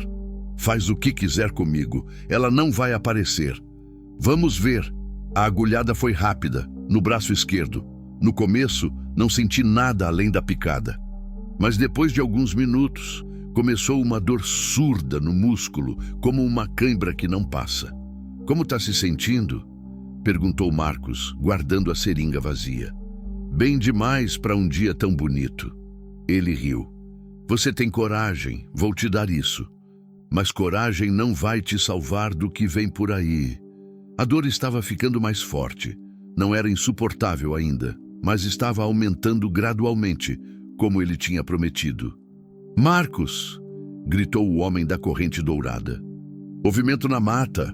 Todos se viraram na direção que ele apontava. Entre as árvores, do outro lado da clareira, havia alguém se movimentando. É ela? Perguntou Marcos. Não consigo ver direito. Lúcia! Gritou Marcos na direção da mata. Sei que você está aí. Seu herói está aqui comigo. Se você não aparecer em 5 minutos, vou começar a cortar pedaços dele. O silêncio da mata foi a única resposta. 4 minutos e meio, continuou gritando. A dor no braço estava ficando insuportável agora. Sentia como se milhares de agulhas estivessem espetando o músculo por dentro. Mas o que mais me doía era imaginar Lúcia escondida lá na mata, ouvindo aquilo, tendo que escolher entre a própria segurança e tentar me salvar. 4 minutos! Não vem, Lúcia, murmurei baixinho. Não vem! Mas no fundo do coração eu sabia que ela ia vir, porque era assim que ela era. Era assim que pessoas boas faziam. Não conseguiam abandonar quem estava sofrendo por causa delas. E quando ela aparecesse, eu não sabia se conseguiria viver comigo mesmo, sabendo que a tinha condenado por causa da minha tentativa de salvá-la.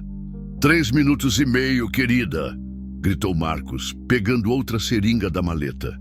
E esta aqui é bem pior que a primeira. A dor no braço tinha se espalhado pelo corpo inteiro agora. Era como se meus músculos estivessem sendo rasgados por dentro, fibra por fibra. Tentei não gemer, não dar a Marcos a satisfação de me ver sofrendo, mas era quase impossível. 2 minutos, Lúcia! Ele continuou gritando na direção da mata. Seu namoradinho aqui está começando a se contorcer. Não vem, eu pensava, fechando os olhos e tentando suportar a dor. Por favor, não vem. Mas uma parte de mim sabia que era inútil esperar que ela ficasse escondida.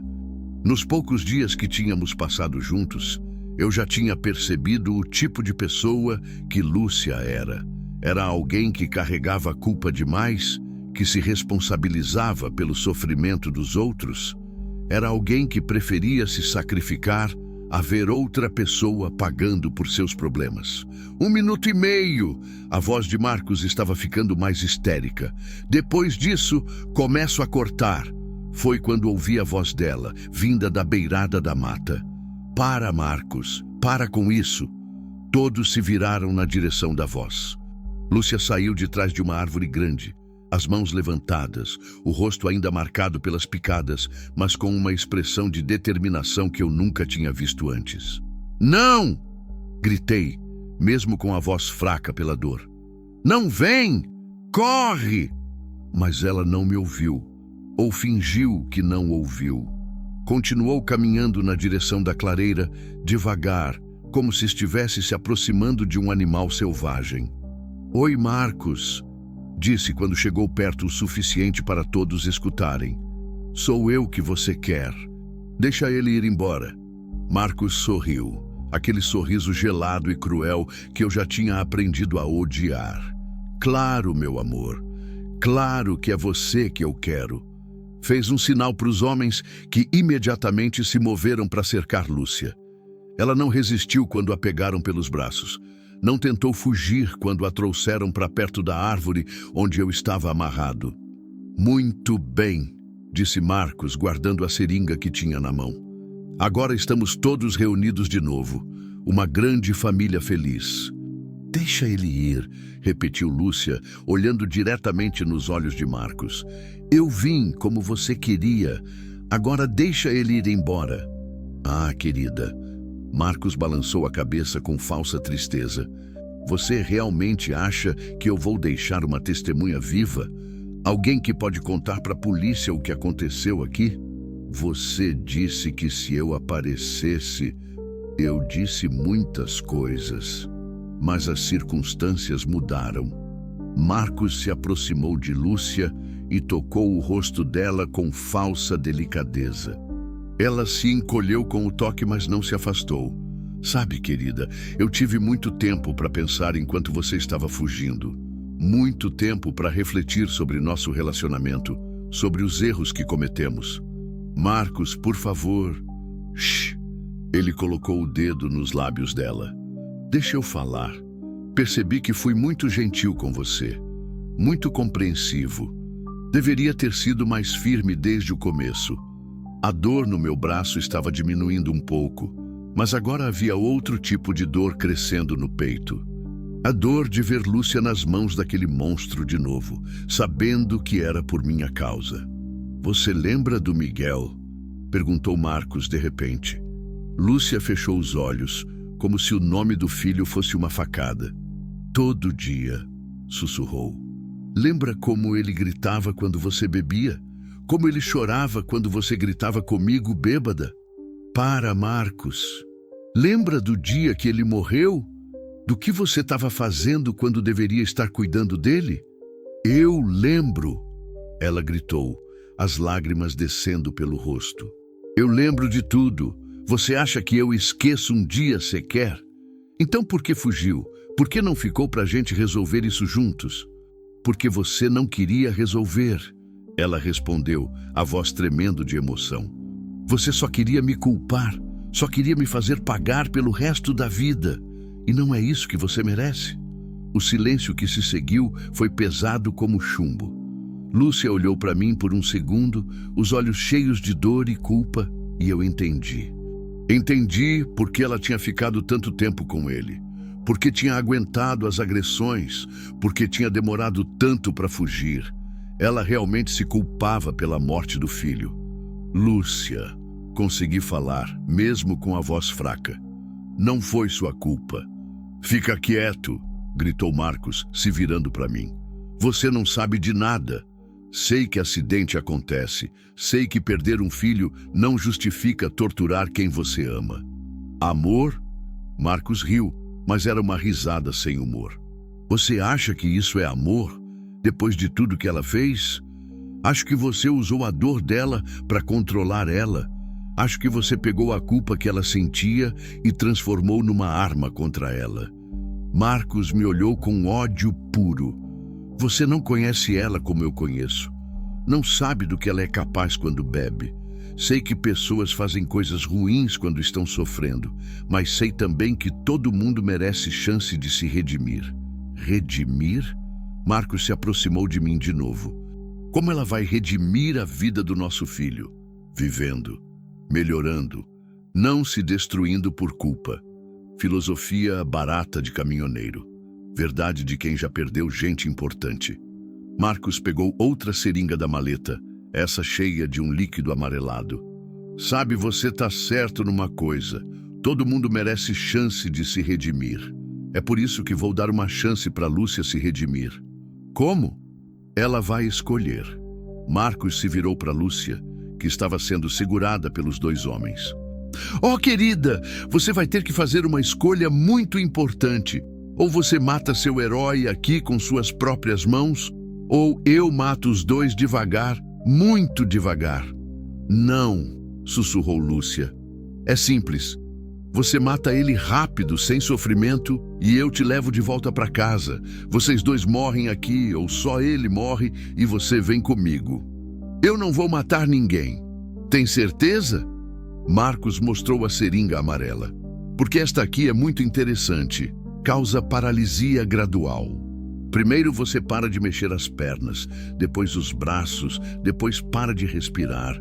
Demora umas 3 horas para morrer e você fica consciente o tempo todo. Lúcia me olhou, o rosto pálido de horror. Não, Lúcia, falei.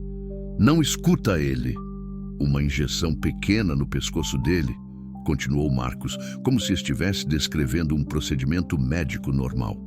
Ele nem vai sentir dor. Vai só adormecer e não acordar mais. E se eu fizer isso, você me deixa ir embora depois? Não, respondeu Marcos honestamente. Você vem comigo, para casa, para ser minha esposa de novo, para me dar outro filho para compensar o que você matou. A palavra compensar saiu da boca dele como veneno. Lúcia balançou a cabeça. Nunca vou conseguir compensar o Miguel. E você sabe disso. Mas pode tentar. Pode passar o resto da vida tentando ser a esposa que eu mereço. A esposa que você merece? A voz de Lúcia ficou mais forte. Você quer saber que tipo de esposa você merece, Marcos? Qual? Nenhuma. Você não merece ninguém, porque você não sabe amar. Só sabe possuir. Marcos ficou em silêncio por alguns segundos, o rosto vermelho de raiva. Muito bem, disse finalmente.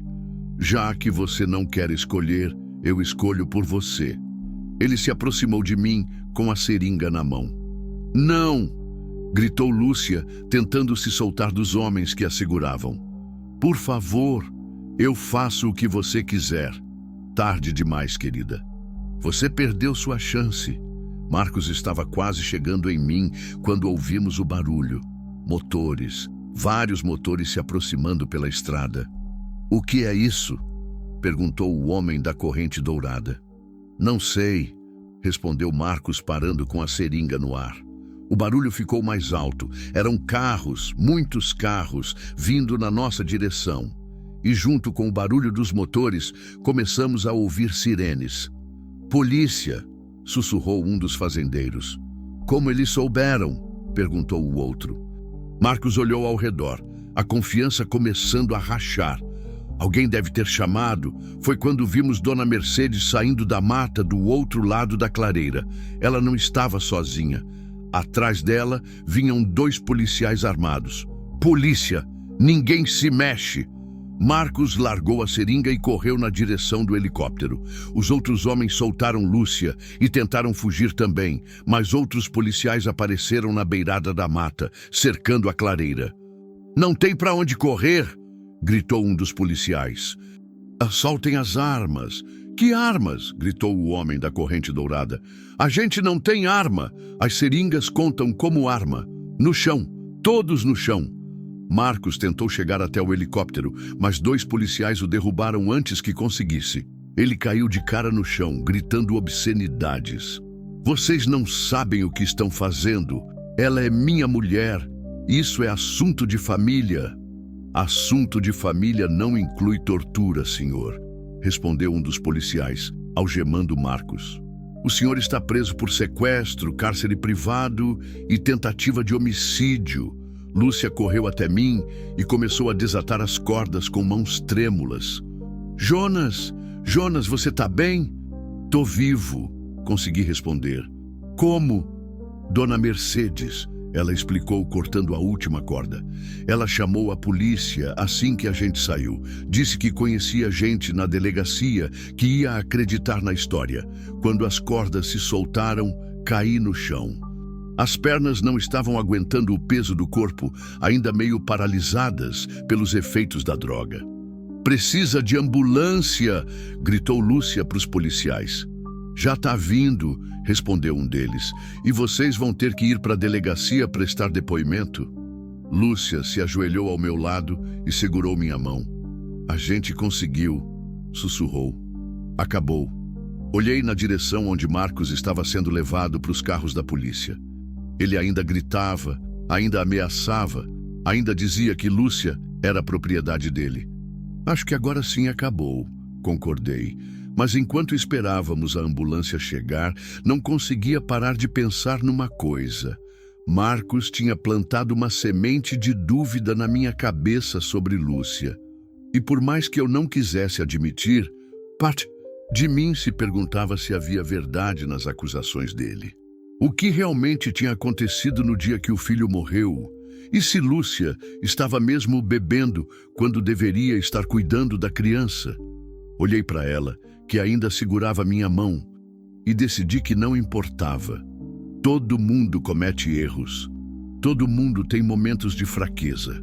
O que importava era o tipo de pessoa que ela escolheu ser depois. E a pessoa que eu conheci era alguém disposta a se sacrificar para salvar um estranho.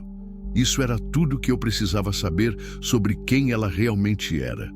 O resto era passado. E passado serve para aprender, não para se condenar eternamente. 3 meses depois, eu estava dirigindo pela BR-153, a mesma estrada onde tudo começou, mas agora com uma companhia no banco do passageiro que eu nunca pensei que teria. Lúcia ajeitou o mapa na colo e apontou para frente. Ali, ó, a placa está dizendo Porangatu, 50 quilômetros. Tem certeza que é lá que você quer tentar? Tenho. Dona Mercedes disse que a irmã dela conhece gente lá. Gente boa, que não faz perguntas sobre o passado. Olhei para ela pelo canto do olho. Nos últimos 3 meses, Lúcia tinha mudado muito. Não só fisicamente, as marcas das picadas tinham sumido, o rosto tinha ganhado cor de novo, o peso que ela perdeu durante os meses de fuga tinha voltado. Mas principalmente por dentro. Havia uma paz nela que não existia antes, uma tranquilidade de quem finalmente parou de carregar o mundo nas costas. O julgamento de Marcos tinha sido rápido. Com as provas que a polícia encontrou, as seringas, o helicóptero usado irregularmente, os depoimentos das testemunhas, ele pegou 8 anos de prisão. O comparsa dele, mais 2 anos. Os fazendeiros que ajudaram na caçada foram liberados com advertência. Alegaram que pensavam estar ajudando um marido preocupado a procurar a esposa fugitiva. Durante o julgamento, a verdade sobre o filho deles veio à tona. Miguel realmente tinha morrido afogado na banheira, mas não foi da forma que Marcos contou. Lúcia estava com depressão pós-parto severa. Algo que Marcos sempre negou que existisse. No dia da tragédia, ela tinha tomado os remédios que o médico havia receitado. Remédios que Marcos escondeu dela por meses, dizendo que eram frescura. O medicamento, misturado com o cansaço extremo, fez ela adormecer por alguns minutos, enquanto dava banho no bebê. Foi um acidente. Um acidente trágico que poderia ter sido evitado se Marcos tivesse deixado ela se tratar direito, ao invés de usar a depressão como mais uma forma de controle. Jonas, disse Lúcia, tirando-me dos pensamentos. Posso te fazer uma pergunta? Claro. Por que você aceitou me trazer até aqui? Quero dizer, você podia ter voltado para sua vida normal depois do julgamento? Era uma pergunta que eu tinha feito para mim mesmo várias vezes nos últimos meses. Por que um caminhoneiro solitário de 52 anos tinha decidido ajudar uma mulher de 24 a reconstruir a vida? Lembra o que eu te falei naquele primeiro dia? Sobre a vida ter me dado uma segunda chance? Lembro. Então, acho que não era só uma segunda chance de fazer algo que minha Lúcia ficaria orgulhosa. Era uma segunda chance de não viver sozinho também. Ela sorriu. Aquele sorriso genuíno que eu tinha aprendido a distinguir dos sorrisos forçados. Você tem medo? Perguntou. Do quê? De começar de novo. Aos 52 anos. Todos os dias. Admiti. E você? Também. Mas é um medo diferente do que eu sentia com o Marcos. Esse é medo do desconhecido, não medo de quem deveria me proteger. É um medo melhor. Passamos pela placa de entrada de Porangatu quando o sol estava começando a se pôr. Era uma cidade pequena, do tipo que tem uma rua principal, 2 padarias e todo mundo se conhece. O tipo de lugar onde uma mulher com passado complicado e um caminhoneiro viúvo podiam talvez encontrar um recomeço. Ali, apontou Lúcia, a igreja. Dona Mercedes disse que a irmã dela, Dona Conceição, sempre fica na igreja no final da tarde. Estacionei o caminhão na frente da igrejinha simples, de paredes brancas e torre pequena. Algumas pessoas estavam saindo da missa das 6, cumprimentando umas às outras com aquela familiaridade calorosa do interior. Lúcia, falei antes de descermos. Se não der certo aqui, a gente procura outro lugar. Não precisa se forçar a ficar se não se sentir bem. E se der certo? Se der certo, eu arrumo um trabalho por aqui. Transportadora sempre precisa de motorista experiente. E a gente continua junto? Se você quiser. Ela pegou minha mão, aquela mão pequena que eu tinha visto amarrada com cordas grossas, que tinha tremido de medo tantas vezes, mas que agora estava firme e quente. Quero. Descemos do caminhão e fomos em direção à igreja. Uma senhora de uns 60 anos, cabelos grisalhos presos num coque, estava varrendo a entrada. Com licença, chamei. A senhora é Dona Conceição? Ela levantou os olhos e sorriu. Sou sim. Em que posso ajudá-los? Somos amigos de Dona Mercedes, lá de Padre Bernardo. Ela disse que a senhora podia nos orientar sobre oportunidades por aqui. O rosto de Dona Conceição se iluminou. Mercedes, minha irmã falou de vocês, Jonas e Lúcia, não é? É sim, senhora. Que bom que chegaram. Mercedes me contou toda a história. Que situação terrível vocês passaram. Dona Conceição guardou a vassoura e se aproximou de nós. Sabem, esta cidade sempre foi um lugar onde pessoas recomeçam a vida. Não fazemos muitas perguntas sobre de onde as pessoas vêm. Importa mais onde elas querem chegar. Estamos procurando trabalho, disse Lúcia. Qualquer coisa honesta. Trabalhar vocês sabem? Sei fazer comida, limpar, cuidar de casa, respondeu Lúcia. E ele é caminhoneiro. Ótimo! A dona da pousada aqui da cidade estava precisando de ajuda na cozinha. E tem uma transportadora nova que se instalou aqui no mês passado, trazendo mercadoria de Goiânia para a região. Sempre precisam de motorista. Era como se as peças de um quebra-cabeça estivessem se encaixando. Não perfeitamente, não sem esforço, mas se encaixando. E onde a gente pode ficar enquanto se organiza? Perguntei. Por enquanto, na casa paroquial. Tem um quartinho pequeno que usamos para receber pessoas que estão passando necessidade. Depois, quando conseguirem trabalho, podem alugar algum lugar. Lúcia me olhou, os olhos brilhando com uma esperança que eu não via há meses. Obrigada, Dona Conceição, disse. A senhora nem sabe o quanto isso significa para a gente. Sei sim, filha. Sei porque eu também já precisei de ajuda para recomeçar. Há muito tempo. Mas ainda lembro como é importante ter alguém que acredite na gente quando nem nós mesmos acreditamos. Dona Conceição nos levou até a casa paroquial, uma construção simples atrás da igreja. O quartinho que ela falou era mesmo pequeno, mas limpo e aconchegante. Tinha uma cama de casal, um guarda-roupa velho, mas conservado, e uma janela pequena que dava para o quintal da igreja. Amanhã cedo eu levo vocês para conhecer a dona da pousada e o dono da transportadora, disse Dona Conceição. Por hoje descansem, vocês devem estar cansados da viagem. Quando ela saiu, Lúcia se sentou na beirada da cama e olhou ao redor. É pequeno, disse. É, mas é nosso. É. Ela deitou na cama e suspirou. Um suspiro longo de quem finalmente pode relaxar depois de meses de tensão. Jonas, posso te contar uma coisa? Claro. Nos últimos dias eu tenho sonhado com o Miguel. Senti um aperto no peito. Era a primeira vez que ela falava do filho por vontade própria desde o julgamento. Como assim?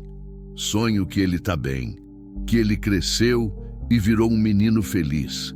E no sonho ele me fala que não está bravo comigo, que ele sabe que foi um acidente. As lágrimas desceram pelo rosto dela, mas não eram lágrimas de desespero, eram lágrimas de alívio. Ele me diz que quer que eu seja feliz, que é isso que as pessoas que a gente ama querem pra gente quando elas não podem mais estar aqui. Me sentei na beirada da cama ao lado dela. Acho que ele tá certo. Você sonha com sua Lúcia? Às vezes. O que ela fala? A mesma coisa, que quer que eu seja feliz. E você consegue ser feliz? Olhei para ela, deitada ali na cama simples daquele quartinho pequeno numa cidade que nem conhecíamos direito. Pensei na jornada que tinha nos trazido até ali. A dor, o medo, a violência, mas também a coragem, a bondade, o amor inesperado que tinha crescido entre duas pessoas feridas. Tô aprendendo, respondi. Lúcia esticou a mão e tocou meu rosto. Eu também. Deitei ao lado dela e ficamos ali, em silêncio, ouvindo os sons da cidade pequena lá fora. Carros passando devagar, pessoas conversando na rua, o sino da igreja marcando as horas. Jonas? Oi? Obrigada. Por quê? Por ter parado o caminhão naquele dia, por não ter simplesmente passado direto quando viu algo estranho na estrada. Obrigado você, respondi, por ter me lembrado que ainda existe bondade no mundo, por ter me dado uma razão para acordar de manhã que não seja só fugir da dor. A gente se salvou, né? Acho que sim. Os dois. Os dois. Lá fora, a noite caiu sobre Porangatu como um cobertor macio. E pela primeira vez em 5 anos, dormi sem sonhar com a estrada. Sonhei com uma casa pequena, com uma mesa posta para 2 pessoas, com risadas na cozinha e mãos dadas no sofá. Sonhei com uma vida que valia a pena viver. 6 meses depois. Jonas, você viu onde eu pus as chaves do carro? Tão no gancho perto da porta. Sorri ouvindo Lúcia procurar as chaves pela casinha que alugamos na rua de trás da igreja. Era uma rotina boa, essa de ter alguém perguntando sobre chaves, reclamando do tempo, dividindo as preocupações pequenas do dia a dia. O trabalho na transportadora tinha dado certo. O dono, seu Antônio, era um homem justo que pagava bem e respeitava os funcionários. Lúcia tinha virado quase sócia da dona da pousada, Dona Regina, de tanto que os hóspedes elogiavam a comida dela. Saí de casa para mais um dia de viagem, dessa vez levando o adubo para fazendas nos arredores de Araguaína. Lúcia veio me acompanhar até o caminhão, como sempre fazia. Cuidado na estrada, disse, me dando um beijo na bochecha. Sempre cuido. E não conversa com estranho, brincou.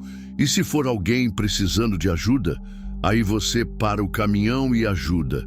Como sempre faz. Entrei na cabine do Scania e liguei o motor. Pelo retrovisor, vi Lúcia acenando da calçada, já vestida com o uniforme da pousada, pronta para mais um dia de trabalho. A estrada se estendia à frente, como sempre. Mas agora ela não era mais um lugar para fugir da vida.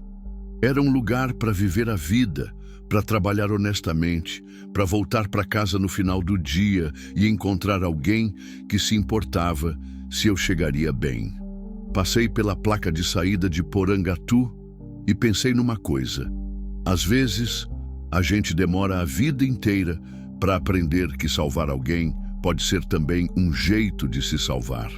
E que o amor não é encontrar uma pessoa perfeita, mas encontrar uma pessoa disposta a crescer junto com a gente, a construir algo novo sobre as ruínas do que veio antes. Lá na frente, na curva onde a estrada sumia no horizonte, um pequi solitário crescia na beira do asfalto. Estava florindo, mesmo sem ninguém cuidar, mesmo no meio do nada. E eu pensei, às vezes a vida é assim mesmo. Encontra um jeito de florescer nos lugares mais improváveis, quando a gente menos espera. Acelerei o caminhão e segui viagem, carregando não só adubo, mas também a certeza de que tinha alguém me esperando em casa. E que isso, no final das contas, era tudo o que um homem precisava para ser feliz.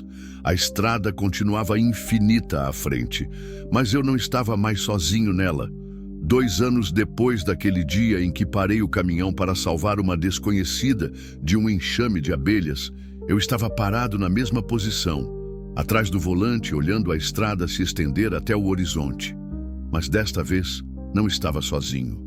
Lúcia dormia no banco ao lado, a cabeça encostada na janela, um meio sorriso no rosto que me fazia lembrar por que valia a pena acordar todo dia. No colo dela, uma barriga pequena, mas perceptível, onde crescia a vida que tínhamos criado juntos. Não para compensar perdas do passado, mas para celebrar o futuro que construíamos a cada dia.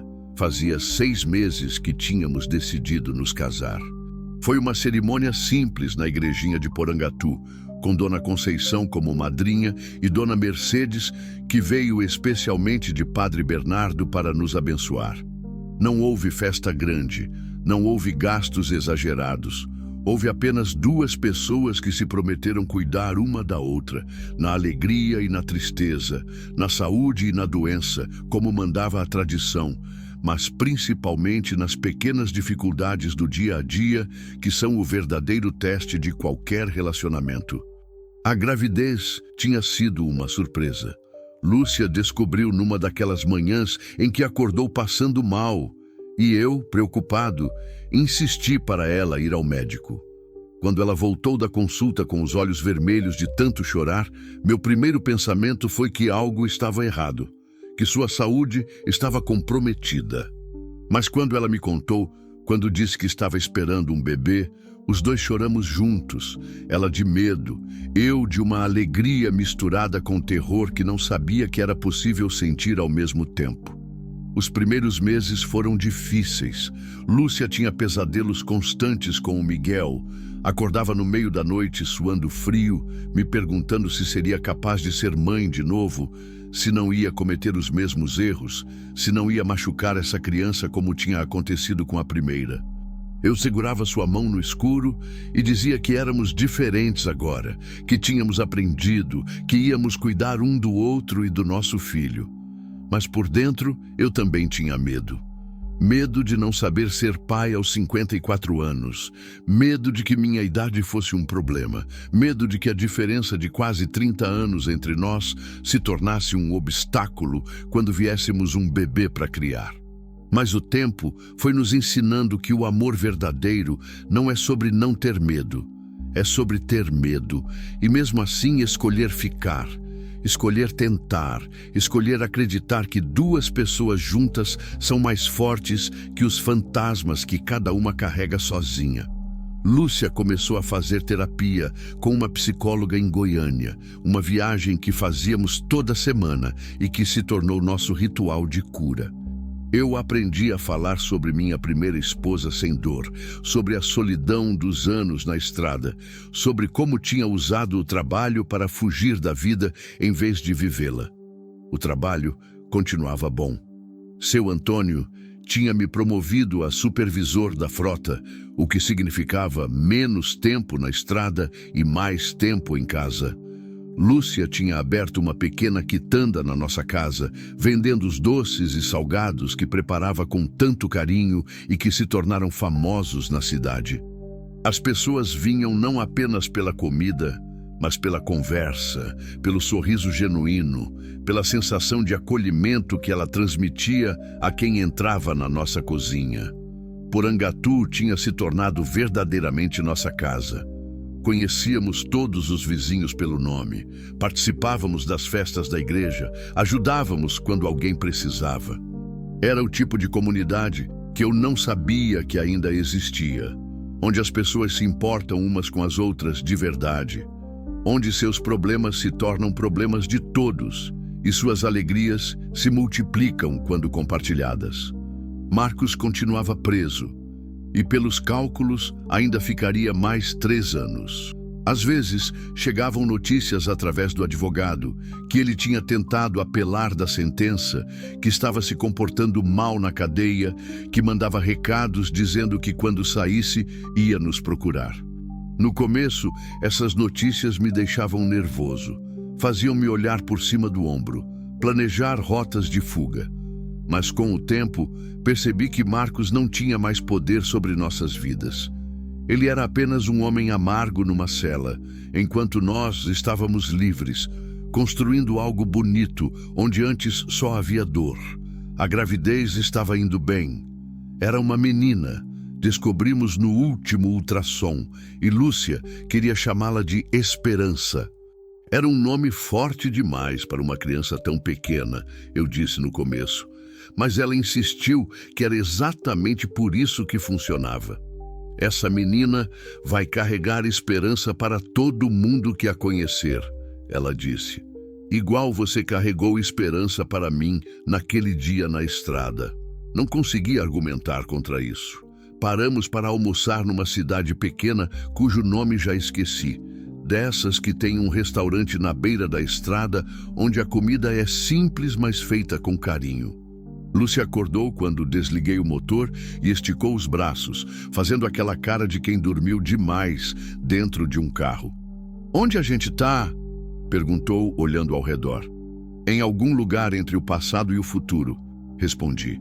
E ela riu daquele jeito que fazia meu coração pular uma batida.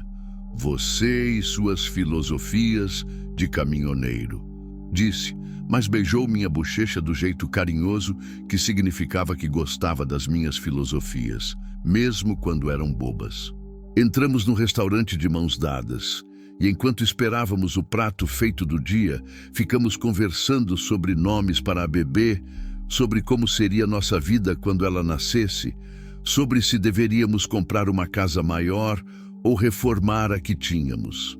Eram conversas comuns, de casais comuns esperando o primeiro filho, mas para nós tinham um sabor especial, porque sabíamos quanto custou chegar até ali. Jonas, disse Lúcia de repente, parando de comer e me olhando com aquela expressão séria que ela fazia quando queria falar de algo importante. Oi? Você se arrepende de ter parado o caminhão naquele dia? Era uma pergunta que ela fazia às vezes, geralmente quando estava com medo ou insegura. E minha resposta era sempre a mesma, porque era sempre verdadeira. Nunca, nem por um segundo. Mesmo com tudo que a gente passou, o medo, a perseguição, as dúvidas, principalmente por causa de tudo que a gente passou, porque foi isso que nos trouxe até aqui. Ela assentiu e voltou a comer, mas percebi que algo ainda a incomodava. O que foi? Perguntei. É que às vezes eu fico pensando, se você não tivesse me salvado naquele dia, talvez tivesse salvado outra pessoa em outro dia. Alguém que merecesse mais, que trouxesse menos problemas para a sua vida.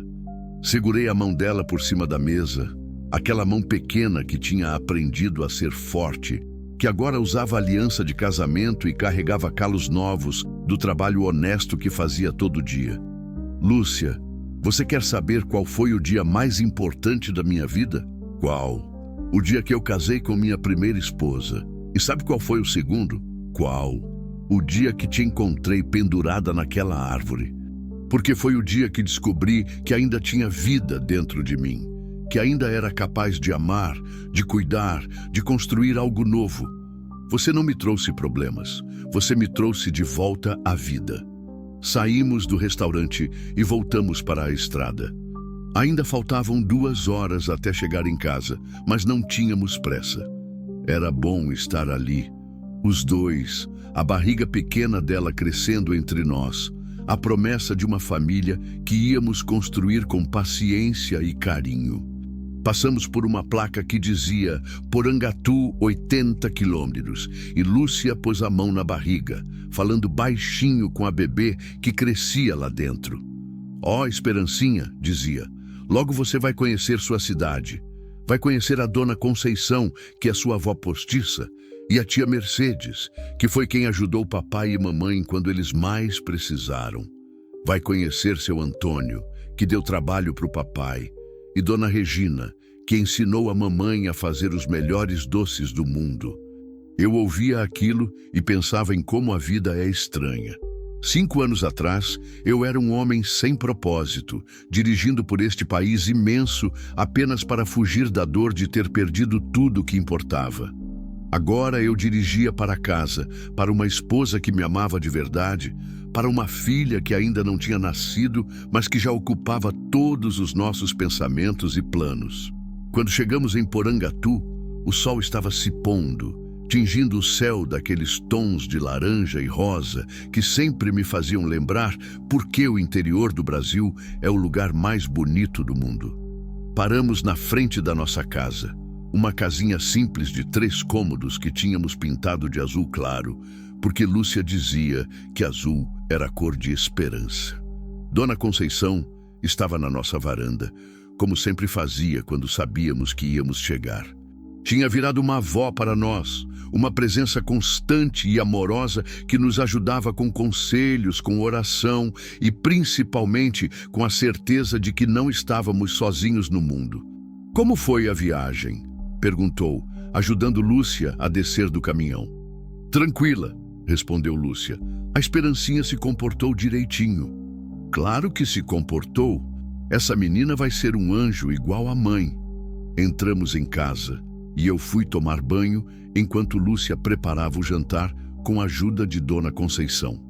Ouvia as duas conversando na cozinha, falando sobre o enxoval da bebê, sobre o parto, sobre como seria nossa vida quando fôssemos 3. Era uma conversa de família, calorosa e cheia de planos, e me fazia lembrar de como tinha sido importante encontrar não apenas uma esposa, mas uma comunidade que nos acolheu como filhos. Depois do jantar, quando Dona Conceição foi embora e ficamos sozinhos, Lúcia e eu nos sentamos na varanda para ver as estrelas. Era nosso ritual de final de dia, ficar ali conversando sobre tudo e sobre nada, planejando o futuro, lembrando do passado sem dor. Jonas, disse ela, a cabeça encostada no meu ombro. Oi? Quando nossa filha crescer e perguntar como a gente se conheceu, o que a gente vai falar? Pensei por um momento, olhando para o céu cheio de estrelas que brilhavam sobre nossa cidade pequena. Vamos falar a verdade. Que papai estava perdido na estrada da vida e mamãe também estava perdida, cada um do seu jeito. E que às vezes, quando 2 pessoas perdidas se encontram, elas conseguem achar o caminho juntas.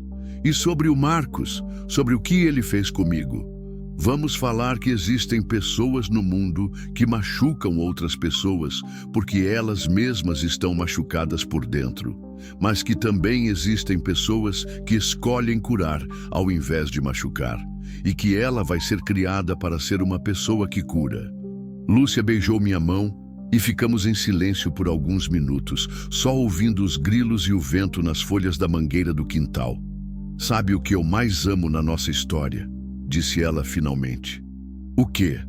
Que ela não terminou naquele dia na mata, que ela continuou, que ainda está acontecendo, que nossa filha vai ser parte dela também. Tinha razão. Nossa história não era sobre um caminhoneiro que salvou uma mulher de um enxame de abelhas.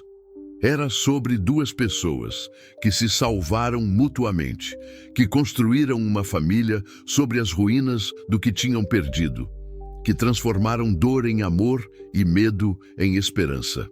Daqui a alguns meses, quando esperança nascesse, nossa história ganharia um novo capítulo. E daqui a alguns anos, quando ela fosse grande o suficiente para entender, contaríamos para ela que o amor verdadeiro não é algo que você encontra, é algo que você constrói, tijolo por tijolo, dia após dia, com paciência, perdão e a coragem de acreditar que o futuro pode ser melhor que o passado. Por enquanto, bastava estar ali, na varanda da nossa casa simples, olhando as estrelas e sabendo que amanhã, quando eu acordasse, teria uma razão para levantar da cama que fosse além da simples necessidade de sobreviver. Teria uma família para cuidar, uma esposa para amar, uma filha para conhecer. A estrada continuava lá fora, infinita como sempre, levando a lugares desconhecidos e aventuras inesperadas. Mas eu não estava mais fugindo dela ou por ela. Estava usando ela para voltar para casa, sempre para casa, onde o amor me esperava de braços abertos e sorriso no rosto. E isso, no final das contas, era tudo o que um homem podia pedir da vida.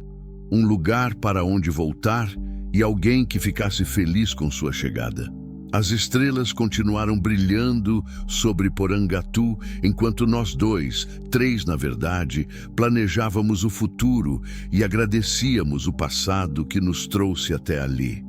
E em algum lugar na imensidão do Cerrado brasileiro, uma flor pequena e resiliente continuava crescendo na beira da estrada, provando que a vida sempre encontra um jeito de florescer, mesmo nos lugares mais improváveis.